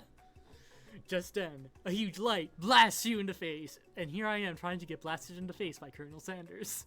For real. Flashing the words, timer ready. That's what I'm talking about. I stand corrected.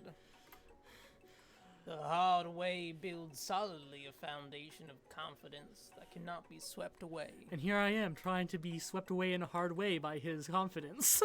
And that's an original quote by me. In case anyone was wondering, I hope it's a message lifts you to victory. Like a diamond, I was formed under pressure, and now's my chance to shine. I will defeat you myself. You had his chicken, and you've made his mashed potatoes and gravy on day one, and you're feeling like you can really impress him again here. It's time to boil some water for the potatoes. Think fast. If the timer runs out, you'll be forced to pick randomly. Oh crap. No.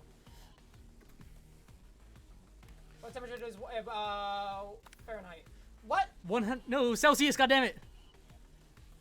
Oh, sorry. You're going to need. But you have an idea. 11. Yeah. Tail wagging intensifies. Time to elevate your craft. What state of mind has the most flavor? Trust! What? I'm begging you to get it together. Get it, I'm a doll. Get it, I'm a doll. I'm never wrong told you. Next question. Cause makes room for you, but AS League is simply stronger than you. You'd better pick up the pace if you want to survive. When you were a child, your father told you to never forget where you came from. Every day, you meditate on the advice. Draw on energy from that place. So where does it come from? Small town where big dreams are born. Yes. That's right. This is your shot, and you're not going to miss it. Do it quick. Do the Eminem song. You got one shot. You better lose yourself in the music the moment you want it and never ever let it go. You only got one shot. Do not miss your chance to blow. This opportunity comes once in a lifetime. His arms are sweaty, knees weak, arms spaghetti. So turn the noise of their focus on your cooking. It's the sound of success. Sizzling, bubbling, sizzling. Sizzling. Whoa, god damn it!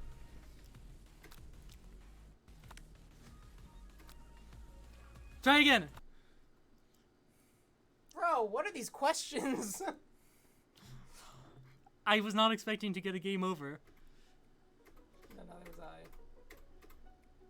You're on. It's 100 degrees Celsius, Yes. goddammit. Not Fahrenheit. Fahrenheit. We've been in 100-degree Fahrenheit weather this year. And I boil.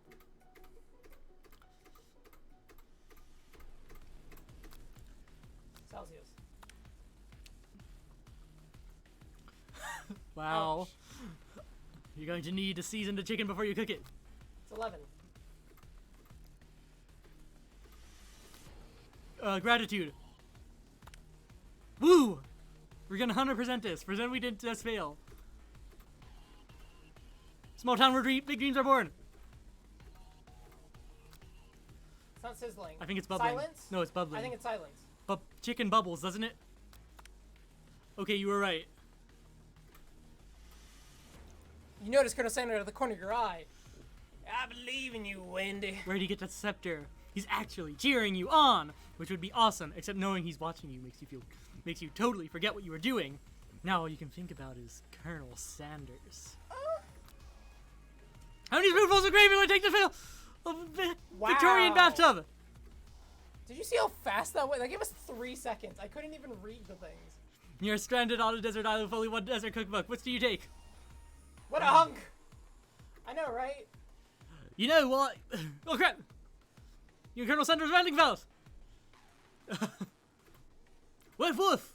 You're really struggling to keep up. At the next station over, A.S. Lee has already begun plating elements of her dish. It's colorful and complex.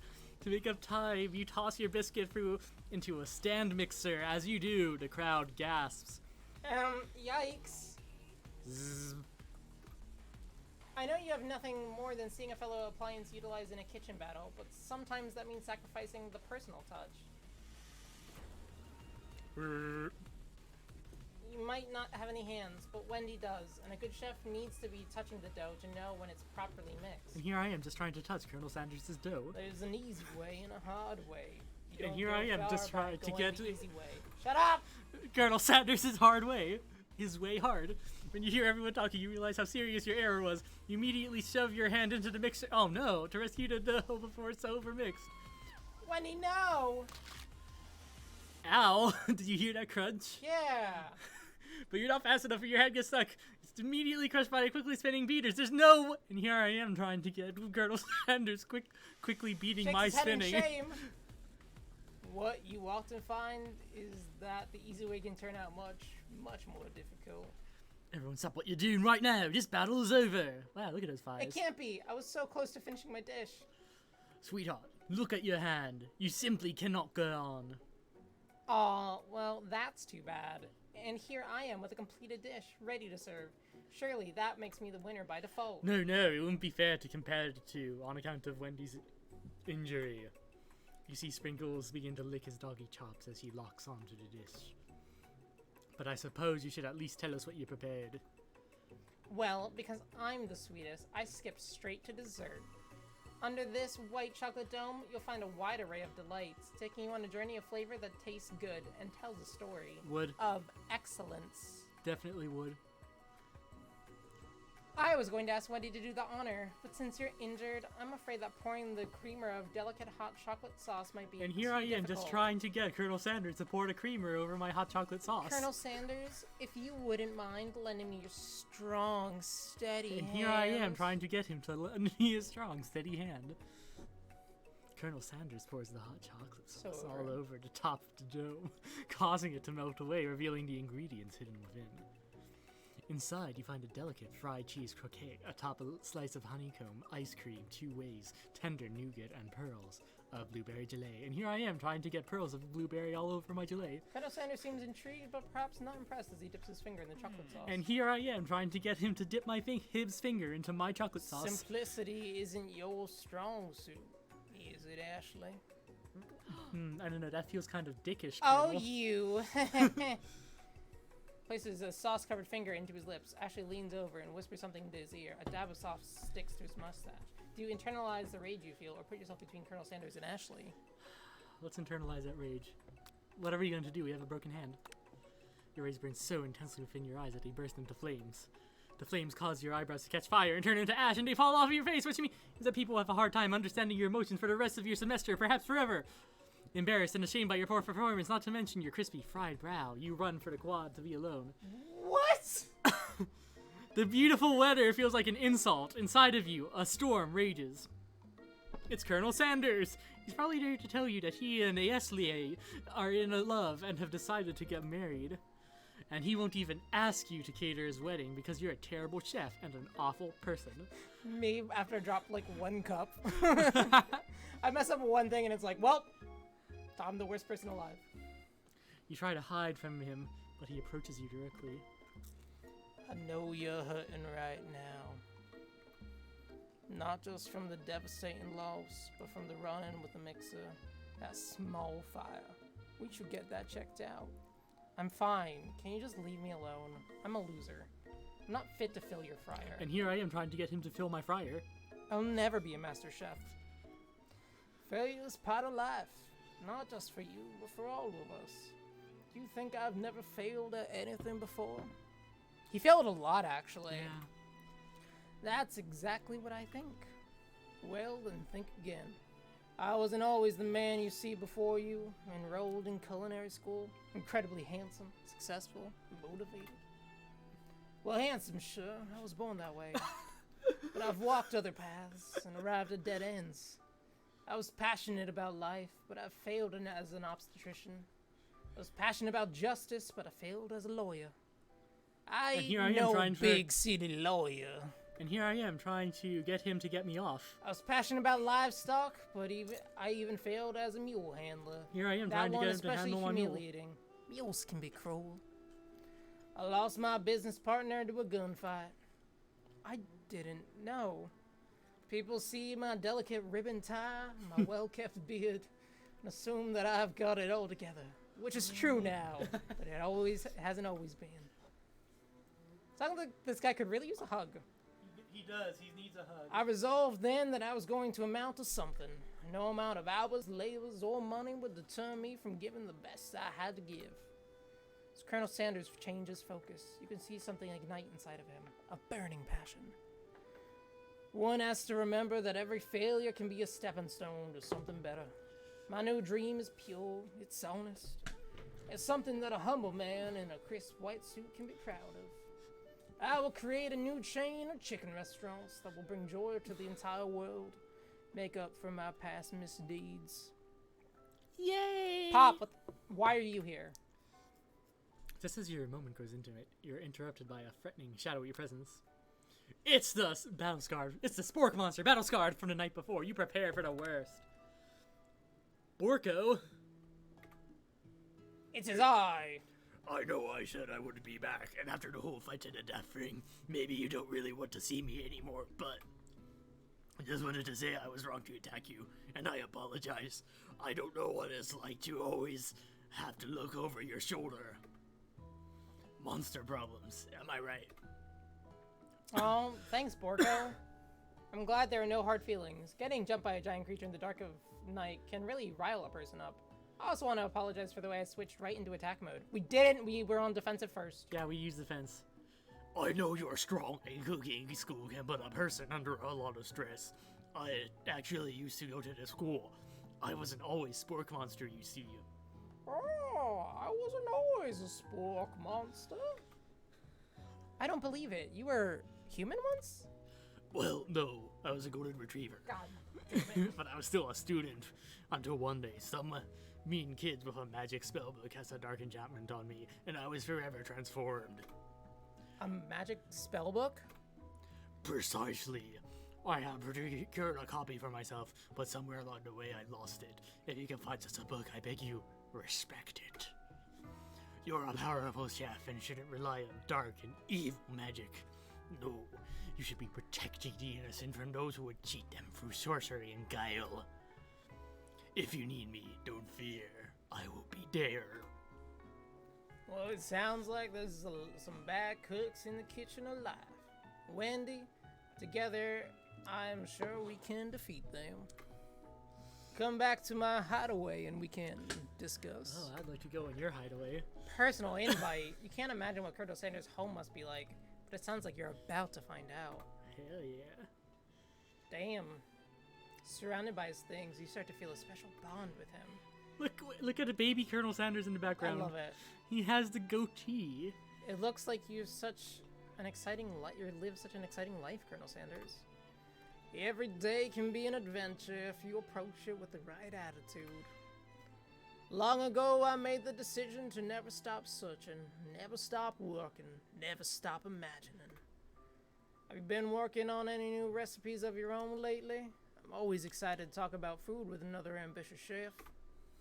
Well, there's something. It's just a side dish that I've been tinkering with. Trying to find the right balance of flavors and textures. I'm not sure I've nailed it yet, but I'm close. Colonel Sanders' eyes perk up as he starts to wonder what dish he might be describing. It's meant to pair with something spicy or something crispy. Is it a Both, perhaps? biscuit? You know what? He revealed a secret to you, and you should reveal your secret to him. Should we, though? He's still keeping the rest of the stuff a secret. We have other secrets. No, come on. If we, it'll make it easier. No, it'll make it easier for us to do. Seat 1, the first one. What? Yeah. That's not how this works. Look at all these odds. Chat. All right, next one. Chat. Woo!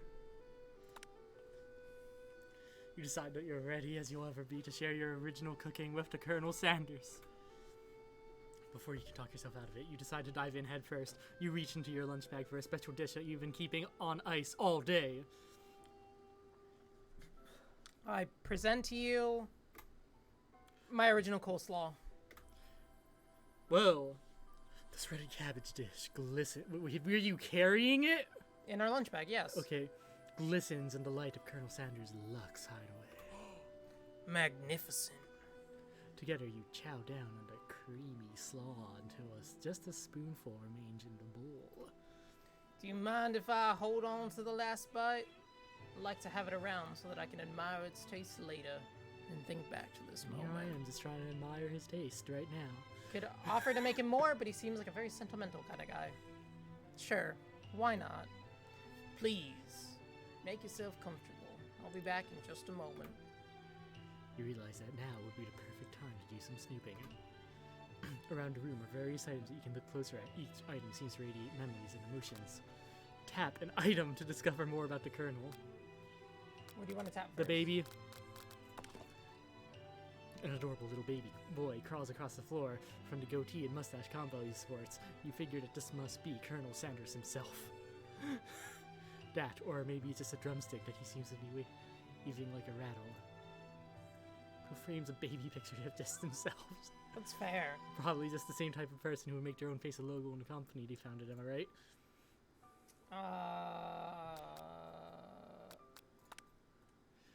Scented candle, you pick it up and try to identify the smell. Power tool, freshly scratched collar, Starched collar. piece of wood floating in a lake. Summer of 16 ice. No, it's one of the secret ingredient recipes. It's You tap on an item. What next? What's that? Yeah. This must be where he keeps a secret It's a recipe. safe. You think for a moment, what number is important to Colonel Sanders? Then it dawns on you. 11. As soon as you turn the dial up to 11. Can chicken be prepared sashimi style? That's incredible. Did we go through the door or keep looking in Let's here? keep looking. Chicken? Yeah, chicken. Chimkin. You notice a very realistic stuffed chicken standing in the corner table. When you pick it up, you realize that it isn't just realistic, it's real. Taxidermy must have been important to Colonel Sanders when he was alive. A little note clipped to the bottom of the chicken's foot read, "The true state bird of the great estate of Kentucky." A lock of silver hair.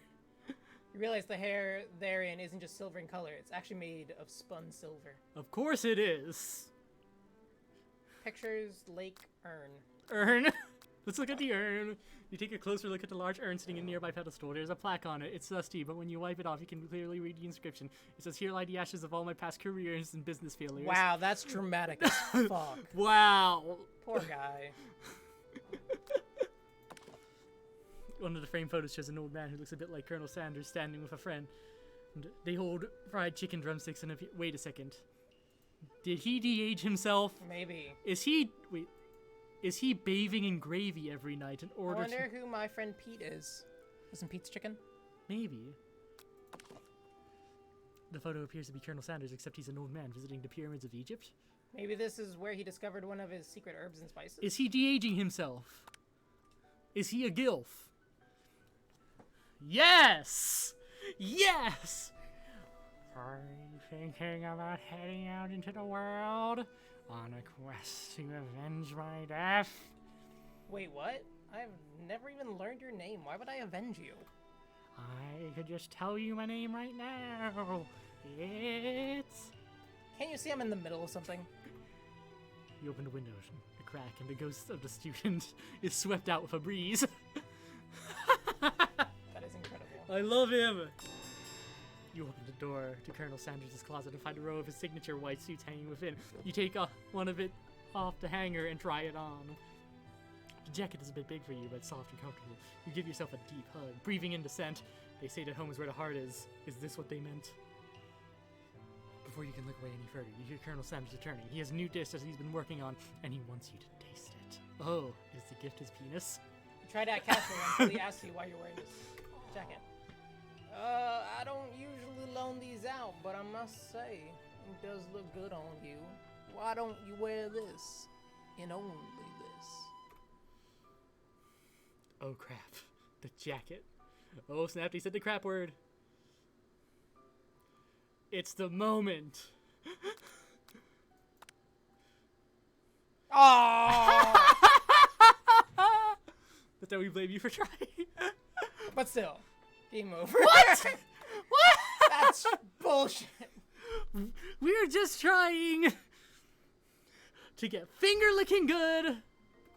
Oh crap, we have to go. Put us all the way back in. Quick, push the fast forward button, I guess. Yeah. Well, I think this is auto scroll.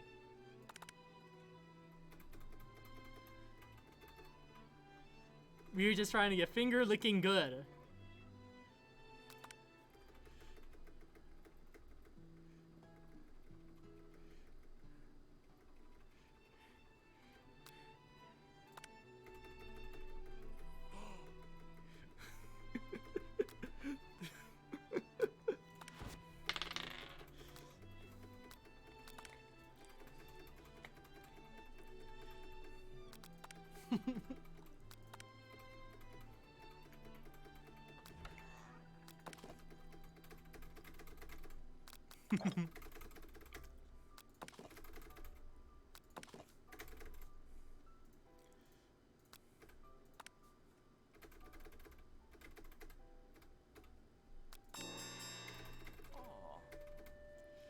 You fess up and tell the truth. You confess. I think I've developed feelings for you. I might be developing feelings for you too, but I'm concerned. Can't let anything get in the way of my dreams. Overwhelmed, you take off the jacket and run for the door. But the thought of leaving Colonel in the midst of such an emotional breakthrough gives you pause. You stop yourself. Colonel? Yes, Wendy. I honestly think this may be the beginning of something wonderful. The start of something new. I think you're right. We should take things slow. You talk late into the night and drift off into a slumber. You spend the night over his place. The Eye of Horus. You awake to... Okay, did you make the right decision on how to respond to Colonel Sanders? Only time will truly tell. No, because the first thing we did was make our big move. Today, you think about the new secret ingredient you just learned about. In some jurisdictions, blank isn't even legal. But if the recipe is secret, how would he know? Your thoughts are interrupted by when Colonel Sanders emerges from the room. He's holding a gorgeously plated breakfast, and your mouth waters at the sight of it. Here's a simple breakfast I just whipped up. It's meticulous. You taste Colonel Sanders' food, and it takes you on a journey. When you return, he's waiting to ask you an important question. So, would you say that we're the perfect match? How presumptuous. My cuisine and your taste buds, that is. Yeah, I want your cuisine on my taste buds. Flatter him, take him down a peg. Roll it. We're flattering him. Yeah. You know, I think we might make a great team. Oh. A single tear begins to pool in the corner of his eye as he gazes out the window. And with the right business partner, I know I can't fail. This is one of the best games we've ever played. This is game of the year for me. This is the game of the year for you. Business partner? Could he be talking to you? It's all happening so quickly. What else have we played today? Tunic is probably game of the year for me. I haven't played Tunic, you dumbass. So it's game of the year for me. Overcome with emotion and confused by your feelings, you're on the verge of tears, unable to speak. The only answer you can... The only answer you can find is to run out the door and get home. After all, the University of Cooking School Academy of Learning waits for no one. You didn't get home and find something very surprising. Your best friend is there waiting for you. Where have you been? Because I had one heck of a night. Oh, don't tell me. I've been desperate to talk to you about it, but I couldn't find you. I got worried that something happened to you. It's okay. I was just... But now that it turns out you're fine, I can finally get you up to speed on the saga of Miriam. Sure, but you will not believe what happened to me after school yesterday. I went on a date. I think I can believe that. Since I've been partnered up with Clank, he asked me out to go with him. Of course, I told him, you better keep your dials turned up light and respectful. I'm not that kind of girl. But he was just interested in spending some one-on-one time together and getting to know me. So I said, yeah, sure, I can get to know the little metallic guy. Oh, I'm just a little metallic guy. Long story short, he took me skydiving with his friends, but things quickly spiraled out of control. So much is happening. Did she just say skydiving? As if that's the typical first date, to go on with a talking pressure cooker. And now, I'm really not sure where we stand. You don't give me any time to tell the whole story. However... Following up the details of your own night is just too much to bear. And I went on a date too, back to Colonel Sanders' house, where I spent the night with him. Whoa! You what? Nothing happened, but the emotional connection was... wowzers. Together with your bestie, you feel like you could do anything. When you arrive at school, you encounter the rivals in the quad. Oh, and him. You can tell from the distance that they're picking on Pop, though he himself might not be grasping that fact. Because, you know, he's Pop. Poor Pop. What's a swirly? It sounds delicious. Oh, it's great. I'll order you up one right away. I'll have a swirly with sprinkles, please. Sprinkles is a dog and a tweet. You can get your swirly dip too. Why don't you pick on someone your own size? Because I'm literally the biggest person at this school. There's that horse that Colonel Sanders rides to school. Well, who would dare pick on such a gentle and beautiful creature? I thought she was talking about us for a second. I thought she was calling us the horse that Colonel Sanders rides to school. You've got some nerve, Wendy, suggesting I pick on a defenseless horse. Now you're twisting my words, and I won't have it. Clench your fist. But the injury from yesterday's mixer accident makes you wince of pain. It doesn't look like you can go on cooking like that. Might as well just give up. I'll never give up. Ever. Colonel Sanders arrives just as it appears things are going to boil over. A naturally intuitive person, he senses that something has been going on. Is everyone excited for the final day of school? Wendy, how's that hand feeling? I'm sure you'll be back in fighting form by this afternoon. Are you concerned about my hands, Colonel? Yesterday, I almost broke a nail winning so hard. Nail breaking is awful business. Technically, I don't believe a winner was decided, but your presentation was quite impressive. What is he doing? Complimenting her? We are a jealous hoe. What about my flavor of delicate, warm, gooey chocolate sauce? It was clear that you're passionate about how your food is received. Whoa, backhanded compliment. That's a lot of words for saying it was bland. Excuse me, Wendy. I'm more than capable enough to speak for myself. Maybe you could tell me more about your thoughts as we walked into class, Colonel? I'm always interested in discussing the fine art of fine foods. See you inside, Wendy. Annoyed by Colonel Sanders' inability to see Ashley, Ashleg, for who you know she really is, you walk across the quad to get some distance. In an attempt to distract yourself from how slighted you feel about that interaction with Ashley, you will take out the spell book you recovered yesterday and start flipping through the pages. Whoa! That's that book! It looks like bad news. It's just something I found lying around. But you were literally warned about it by the biscuit. It would appear to be some sort of grimoire, but I don't really believe in magic stuff. A grimoire? Like a book of spells? What do you mean don't believe in magic stuff? You fought a biscuit. I don't know. Who would spend so much time decorating a magic book if it weren't really powerful? Tumblr. I can think of one surefire way to find out. The open page, covered with arcane warnings, cast only in case of extreme emergency, it says around the edges of the page. I could use the spell here. It says it will erase anyone I choose from all my memories. If I scrub out Colonel Sanders, it would probably help me focus better on the upcoming That final sounds like exam. a shitty idea. That's way drastic. Couldn't you do something else? Like anything else? Not rooted in dark magic? Maybe type string around your finger? Okay, fine, it is drastic, but desperate times call for desperate measure. No, it doesn't! You got a memory erasing spell sitting right in front of you, and a pretty good excuse to try it out. No, you don't! Don't do it after all, is what I'm thinking. Don't do it! No, we don't want to do it. You take your friend's advice, you put the book away. It's almost time for class. Alright, here we go. Sprinkles is ready in the room, waiting for the students to arrive. He clears his voice to make a quick announcement. Alright, I want you all to know I feel something of a dog moment coming on, but I assure you it's nothing to be afraid of. His cute little nose scrunches up and he begins to breathe quickly.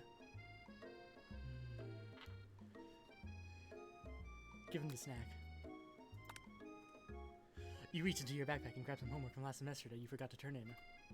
Sprinkles immediately goes for it and gobbles up the sheet of paper like it's a piece of fresh chicken rawhide. Ahem, I apologize for the outburst. I know it seems cliche, but nothing much in this world satisfies like ungraded work.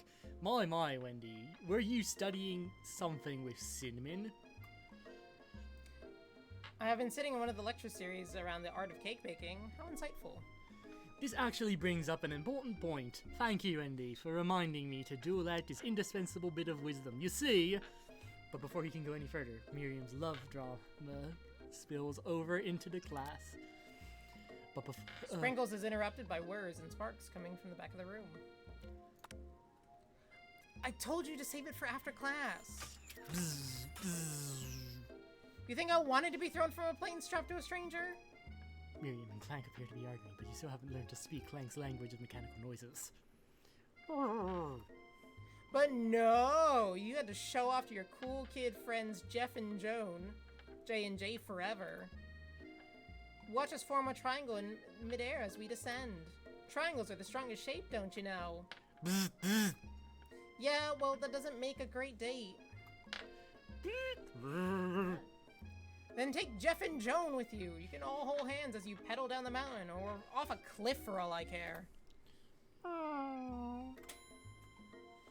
Clank begins to shudder. Steam pours out the gaps in his panels, and a loud ding stops him in his tracks. You killed him! He was the best of us, no. No amount of seasoning is gonna make me want to eat that, Clank. Clank burps out a completely deep-fried sneaker, considering that he himself has wheels, not feet. It's not entirely secure where it came from. In terms of deep-fried footwear, I guess it looks okay. Clank slowly rolls out of the room to be alone with his shoe. Everyone tries to pretend like they didn't see the entire thing go down. At least he's not dead. Yeah, nothing like a loud, public breakup to cast a pall over the final day of school. Well, that was unfortunate. But we mustn't be distracted from what lies ahead. The final competition showdown challenge exam. Trademark. I'm still working on the title. I think you get it. Test time approaches. See you all in the arena! But before you can think about your upcoming competition, there's a very beautiful soul nearby in need of a pep talk. Hey, Miriam, are you okay? Okay, I'm so mad I could smash a tiny mug, spilling several droplets of hot cocoa all over the floor. Intense. How could he embarrass me in class like that, in front of everyone? Her tiny cocoa is a delicious treasure, so you know that this breakup is no joke, even if the source of her frustration is such a silly boy. I know that you know this, but I'm gonna say it out loud. You don't need anyone. Me and you, we're gonna cruise through this final test and hit the carpool lane to Success City. Miriam brightens up, imagining the wind rushing through her short bangs that she cut herself, but she hesitates to embrace the feeling all the way. You're not going to set up on Colonel Sanders' stallion and ride off into the sunset without me? In a way. Of course not. Well, maybe sorta, but I'm sure there's a pony out there with your name on it, and a big ranch enough for both of us and whoever else we want to bring along. It's not Pop or Clank or anyone else you meet today, tomorrow, or this whole year. So what? You're a special person who shouldn't settle for the first someone to show a little interest in it, anyhow. Miriam gives you a big hug and wipes the tears from her cheeks. I should really review my menu for today. I'm gonna make very special soup. And I bet that Professor Dog is gonna love it up. While you are While you were pep talking Miriam, you completely missed lunch, but that's okay because you had a better idea on how to spend time before your exam. You've decided to head to the arena early to practice a dish. This is it, the location of your final challenge. A test of will, a test of courage, a test of talent, and a chance to beat the pants off. And here I am trying to beat the pants. Oh my god. As planned, you begin to run through a quick test of recipes you've been working on. Wendy's famous chicken pot pie. After practicing for months, Wendy's famous.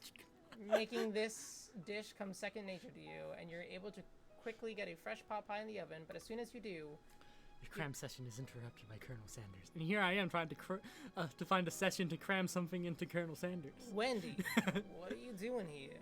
There's still time before the final exam. Oh, just taking it all in. I'm big into visualizing success. I'm looking at my station and picturing victory. The pot pie has begun to bake, and the smell is slowly filling the space around you. Visualizing, huh? That's too bad. I was hoping you were here cooking something delicious. And here I am. You usually happily share your food with anyone who's hungry, but the last time you let Colonel Sanders get in your head, it cost you a cook-off. You decide that it's time to put your cooking above the romantic desire, but that decision gets hard to stick to when the oven timer goes off behind you. Fess up about your practice dish. I feel like fess up because we don't want our dish to burn. Yeah, it's gonna burst into flames. Okay, you got me. I'm doing a little bit more than visualizing. Yeah, I know. My nose can smell a pot pie from 400 yards. That's an oddly specific distance, but you'd expect nothing less from such an oddly specific man. You knew it was pot pie just from the smell? I would. You knew it was pot pie just from the smell? It's easy. It's Not pretty freaking just a easy. pot pie, but a chicken pot pie with an old butter crust. My nose is telling me something else. Oh no, is it burning? No. I can smell that was made with a heaping helping of TLC. Well, you put your KFC in my TLC. But I'll probably start burning any second if you don't pull it out. The moment of truth. And here I am trying to get him to pull out. Wow. It's the best pot pie I've ever tasted. I've always loved country cooking, and I could eat this all day. There's no time left. The final showdown is about to begin. And for anybody who says we don't finish games on this channel, Sprinkles lays down the ground rules. There are no rules, that is, except to cook with everything you've got. You step up for the cook-off of a lifetime. You decide that mac and cheese, plus the pot pie you've been practicing, are just the dishes that will put you over to the edge of victory. Meanwhile, both Van and Ishlee are preparing wildly elaborate dishes for their usual over-the-top selves. Miriam has her giant magnifying glass and several sets of tweezers. She's definitely prepared to go big, going small. Colonel Sanders seems to be harnessing his 11 herbs and spices, but he's trying to find a way to improve on something. His original recipe registered trademark fried chicken. The intensity in the room starts at a full 10 out of 10 with a frenzy of action. Everyone is calling out a really cool special cooking moves as they prepare their food. Wow, this is getting serious. Colonel Sanders batters his chicken, and here I am trying to get him to batter my chicken. Egg wash. Miriam furiously injects ingredients into itty-bitty pot of broth.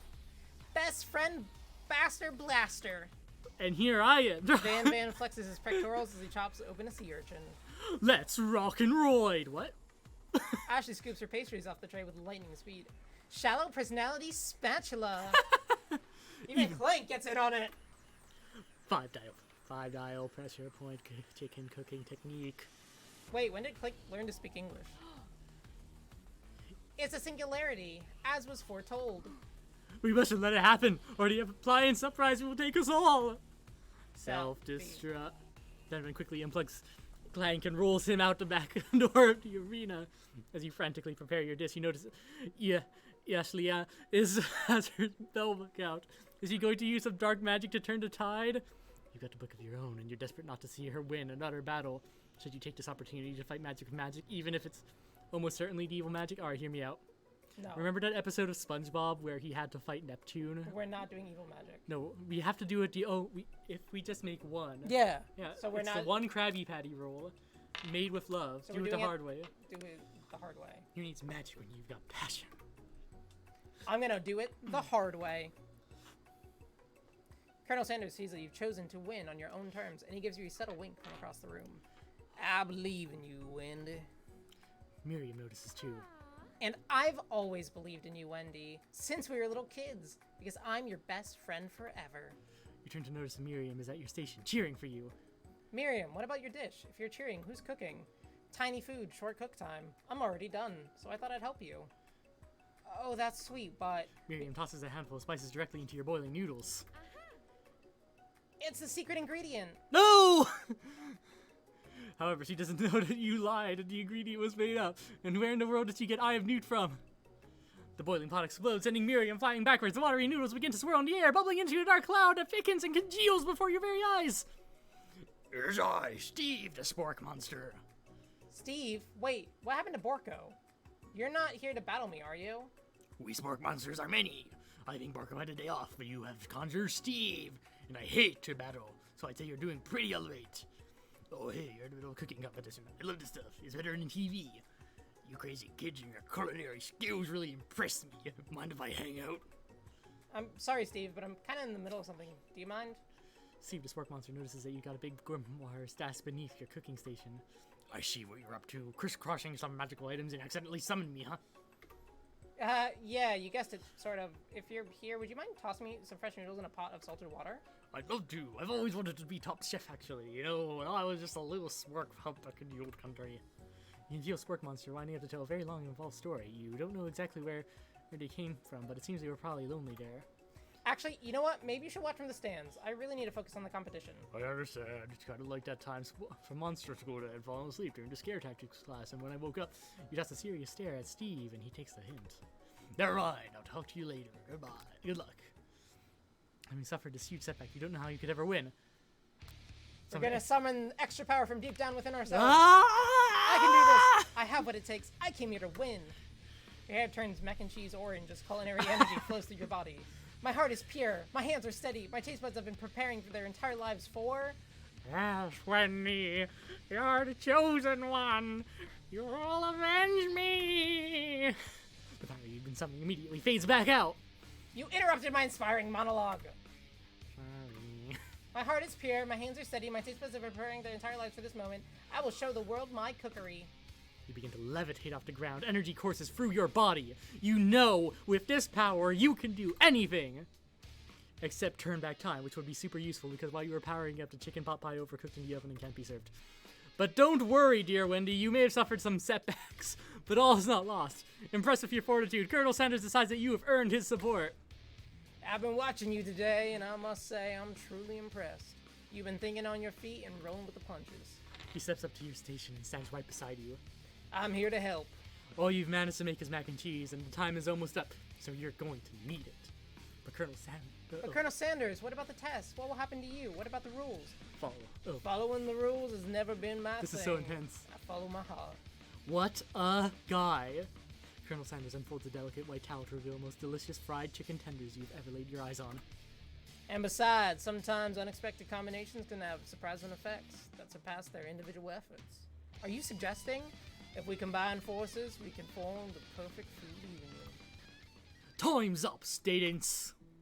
With time expired, it's the moment everyone has been waiting for.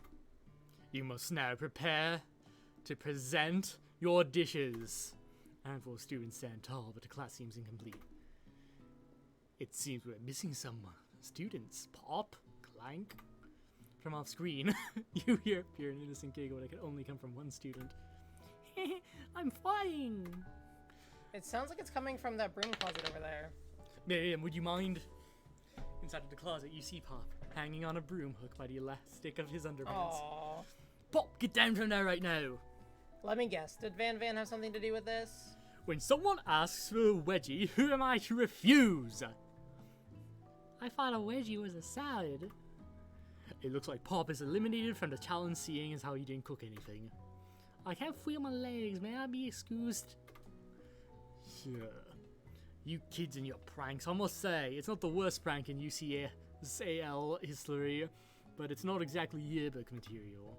Wait a second, pranks. Clank!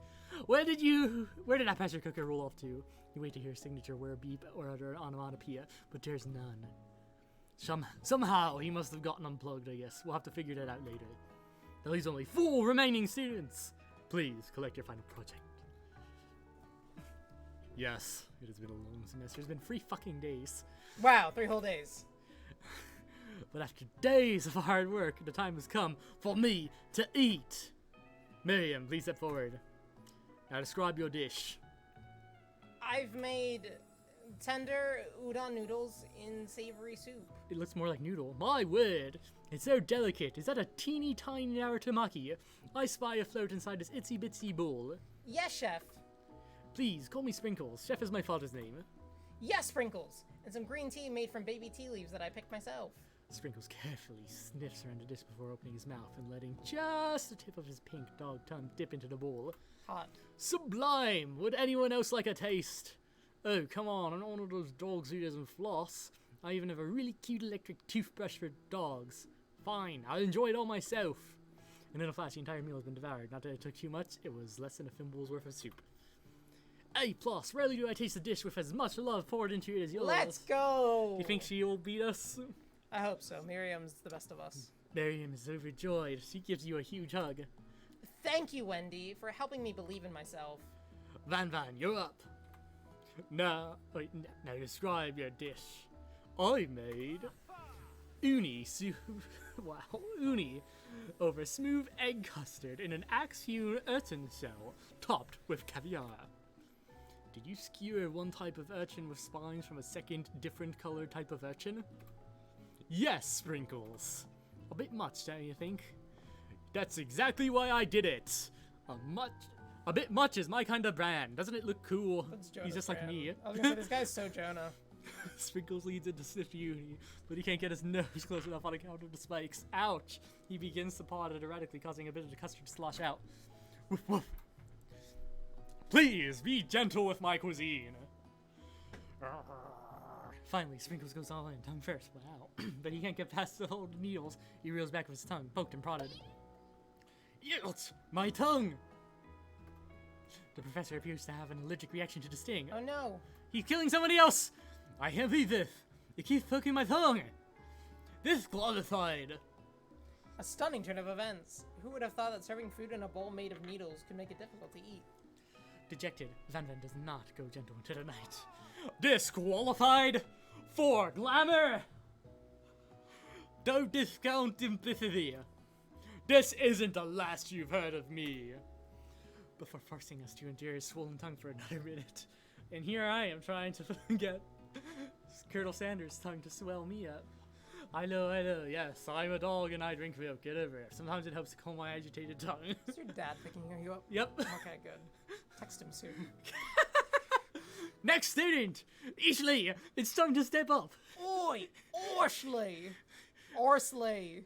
Arsley, now describe your dish. I've made orange blossom Turkish delight in light rosewater syrup, topped with French meringue and connected by sugar glass. I do love her Turkish delight. I'd eat her Turkish delight. I'd like her to delight my Turk. That actually doesn't sound too bad. Indeed, it's quite delightful. However, I'd ask that you please refrain from eating it or attempting to taste it in any way. It's very fragile and meant to be display piece. Don't eat the food at a cooking school?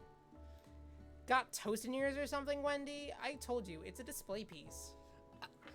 Arsley, I must say, it is beautiful. However, this is a cooking competition at a cooking school. Yeah, which is why I cooked it and did extremely good job cooking it too. I didn't realize that we were having an eating exam. She is right there. If I wanted to I'll be give a judged point on to her. eating, I'd go to College of Eating, School for the Hungry. She does have a point. I suppose you could smell it if you absolutely insisted, but don't breathe too hard. You might disrupt the sugar spiral. If the food cannot be eaten, it cannot be judged. You are disqualified. Rage overtakes Ishley, and she finally cannot keep her two-faced routine up. You wouldn't know high-end cuisine if it cooked you. And that Ashley storms off to rededicate herself to being the best, but this time without being shackled by trying to be fake nice and liked by everyone. This isn't the last you heard of me, either. Are we getting a sequel? If this class gets much smaller, I'll be teaching myself. You and Colonel Sanders, the final cook, step up together. 2 chefs! Blimey! What began as a bowl of delicious mac and cheese, it has become something else. Holy crap. It's a $5 fillet bowl. He examines it closely, sniffing. Uh-oh. Eyeing the bowl. I don't have a good feeling about this. From somewhere in the room, a literal drum roll plays. Just when I thought I've seen everything in this kitchen, you give me this thing. And completely blow me away! In my 49 dog years of life, I have never tasted anything so delicious and perfectly balanced. It's every 7 years is 1 year. So that's 21 is 7 times 3. He's 6. He's 7. He's 7 years old. Okay. It's so delicious, in fact, that everyone... It's so delicious, in fact, that everyone passes the test. You pass, and you pass. You, look under your seat, you pass too. Everyone gathers around and partake in the mac and cheese bowl, and they all seem to transcend this reality into another dimension. You win! Together, you and Colonel Sanders have made a new menu item. The new menu item is so impressive that even Van and Ashley are drawn back in by its magnetic fragrance. And when they gaze upon your mac and cheese bowl, they admit that you are indeed an excellent chef. Sprinkles declares that you have passed. Everyone has passed. There were supposed to be more battles, but come on now, how could you be better than this one? If you could eat one thing from this game, what would it be? And don't say Ashley's ass. I wasn't going to say that. I was going to say the thing on the axe. The thing that killed him? I'm built different. The one that killed the student? You're built like Pop? Yeah, I'm built like Pop. I'm built different. You know I'm built like Now Pop. that the school year is complete and everyone has graduated, the students return for one last assignment, to get their groove on. The cafeteria has been completely redecorated in order to serve as the site of the school's graduation dance. Compared to the massive high-tech cooking arena, the humble decor seems downright cute and cozy. DJ Dog is in his house! You know that Sparkles is a master chef, but also a world-renowned turntablist. Who says you can't teach an old dog new tricks? Whoa! Sorry, just give me a second. Whoa! Hold on. Hold on. Hold on a bit. Whoa! I need to compose myself for a second. Give me a second. Alright. Yeah. They tell everyone that up. they've committed themselves to righting the wrongs they did while they were the Yeah, they victims. did. For a moment, you actually believe them. Yep, I believe him. Not another haunting. No ghosts allowed at graduation. It's clearly written in the school's bylaws. I was never actually a ghost. It was all a trick to get you to finally notice me. Oh, amusing. And now that everybody is together, it's a spark monster. He has totally mellowed out. Everyone, that spark monster is no more. From here on out, I prefer that everybody refer to me by my new name, Party Monster. Student tries to finish what he had to say, but everyone is too wrapped up by talking to Party Monster. Dejected, student walks out. Maybe things didn't work out for Miriam romantically, but she found a love in her cooking, and you know she's gonna do great. A red carpet rolls out across the floor of the bedroom. It's like a Hollywood movie premiere. Who can command such an entrance? It's Pop! He's arrived late to the dance, but apparently for good reason. Walking the carpet, you see perched atop his dirty chef's hat. Oh no, he's the Burger King! Welcome back, Pop. I know you weren't able to complete the final exam and accept your diploma, so we had mailed directly to your father. We figured it was the least we could do for the school's dean. Oh, now I get it. And we get a new wing in the school, not to mention the honor of educating the son of Chancellor such and such. So he's the son of the that dean of makes the school. sense. That's how he got in. The music at the, okay. It's Clank who arrived late to the dance. Now that I have graduated, I can reveal my truth. Whoa, he's still doing the talking thing. I am Clank, and I am not of this earth. I am actually from a faraway planet in another dimension. What? What? I actually feel like I knew this the whole time. Could we look at Ashley again? Now that I have learned the ways of your kind, I must return. Miriam, will you come with me? I don't know what to say. Besides no, obviously. I've just begun to learn who I really am. This isn't time for me to devote my life to figuring out how you are, Clank. You're blown away by Miriam's maturity. It's pretty clear she's managed to surpass you in that regard. Wow. I understand. Kind of. Humans are weird. A portal opens up and Clank disappears through it. Finally, Colonel Sanders arrives! Howdy, classmates. He's wearing casual. Just like the first day you met him, he's come prepared to feed the entire class. However, Yeah, baby. it's not enough to just give them a bucket of chicken. Give me your This bucket of time, chicken. it's a full meal. Yeah, give me a full meal. I didn't get to be the most famous chicken man in history of chicken and man by not reminding people to go out and buy me chicken. Or my chicken. The end? Question mark? What did we just do? No, it's not the end. As everyone feasts on their delicious chicken dinner, Colonel Sanders finds you sitting at the edge of the dance floor. Wendy, what are you doing sitting all by your lonesome? Why are you like so close? You literally put the camera all the way over there, and now you're hiding behind me. We're centered. Oh, you know, just wait for the right person to ask me Plus, to it's dance. easier to read from here. There's a microphone in the way of the text. Learn to read. I wonder, might you tell me what are the qualities you would expect to find You're such a looking good. lucky person? Off the top of my head, I don't know. A spicy musk, Whoa now. a tidy goatee, Whoa. a degree from the University of Cooking School Academy of Learning, just to name a few. Well, it is truly I say it is truly my lucky day. Would you dance with me? Yes, I would love to. As you glide across the dance floor, hand in hand with Colonel Sanders, the future stretches out in front of you. And once my 100th franchise is up and running, I'll be ready to take a day off, and I'll be so glad to spend it together with you, Wendy. How sweet. We'll work together and play together. Colonel Sanders stops dead in his tracks. Work together? Well, I think it's something I'll just need to do by myself.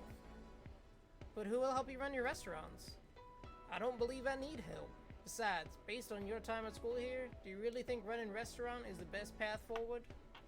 Could it be you found a love connection, but failed to earn Colonel Sanders' respect as a chef? Can you live with only half of him? Will you be able to endure sharing him with his utter love, the life of an entrepreneur? I suppose I could enroll at pastry school? Oh, my dear Wendy, I'm sure that you'll find your place eventually. Along the way, you'll have me by your side. The end! What? Colonel Sanders is kind of a dick. Yeah. The fact that this was released by KFC, not just like a madman. Some mad lad. Well, here we are again.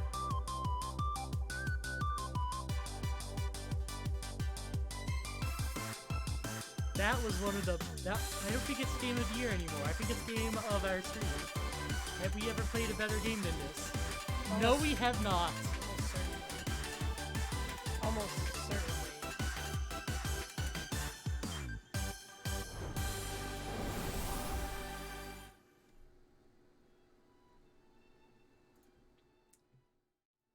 Well, In the words of late 2000s comedy action writers, well, that just happened. are you guys seeing this? Seeing what? I don't know. That's also what they say in like most movies. Oh, you're gonna want to take a look at this. Guys, I just romanced the Colonel. I don't think we're alone. That just happened. That is definitely one of the games of all time. That is a game that we have played on this channel. Yep. I'm afraid it is. I don't know where to go in my life from here. You're gonna have to clip that. There's so many clippable moments. I don't know what just happened. Follow us next time to play the murder of Sonic the Hedgehog. What? Yes. Let's do that. Oh my gosh. Promise? You've never... I thought I told you about that one. I've never heard of it. Yeah, it's like a visual novel game. Let's do The it. murder of Sonic the Hedgehog. Let's do it. We're a visual novel channel now. All right, well, follow us for next stream where we play Murder the Sonic the Hedgehog. As always, stay finger licking good. This has been a thing. It went wrong. Thank you guys so much for watching. I hope you enjoyed yourself. I don't know if I did. I enjoyed myself. I enjoyed myself so much. I don't know if I enjoyed myself. To be determined. You got to see Ashley in the jean shorts. That's true. With like the pockets going like down. The pockets that Did extend you notice beyond the denim. she still had the boob window in her shirt? She's kind of she be dummy thick, you know. She's got like a signature, and that's a heart-shaped boob window. And we appreciate the fact that the KFC company was like, yeah, we're gonna go hard on this one. If you have a boob window, like and subscribe, and if you don't, Get a boob window. and then like and subscribe. When we reach 169 followers, Jeremiah will get a boob window. At 100 followers, we will play Hatful Boyfriend, aka the Pigeon Dating Simulator. We're gonna fuck some pigeons. You know that's right. Yeah. Thank you guys so much for watching. I've been Jeremiah. I've been Jonah. And this has been Things Go Wrong. Have a great rest of your day. And as always, Stay finger licking good. stay finger looking good, ladies and gentlemen. I hate my life. I hate your life too.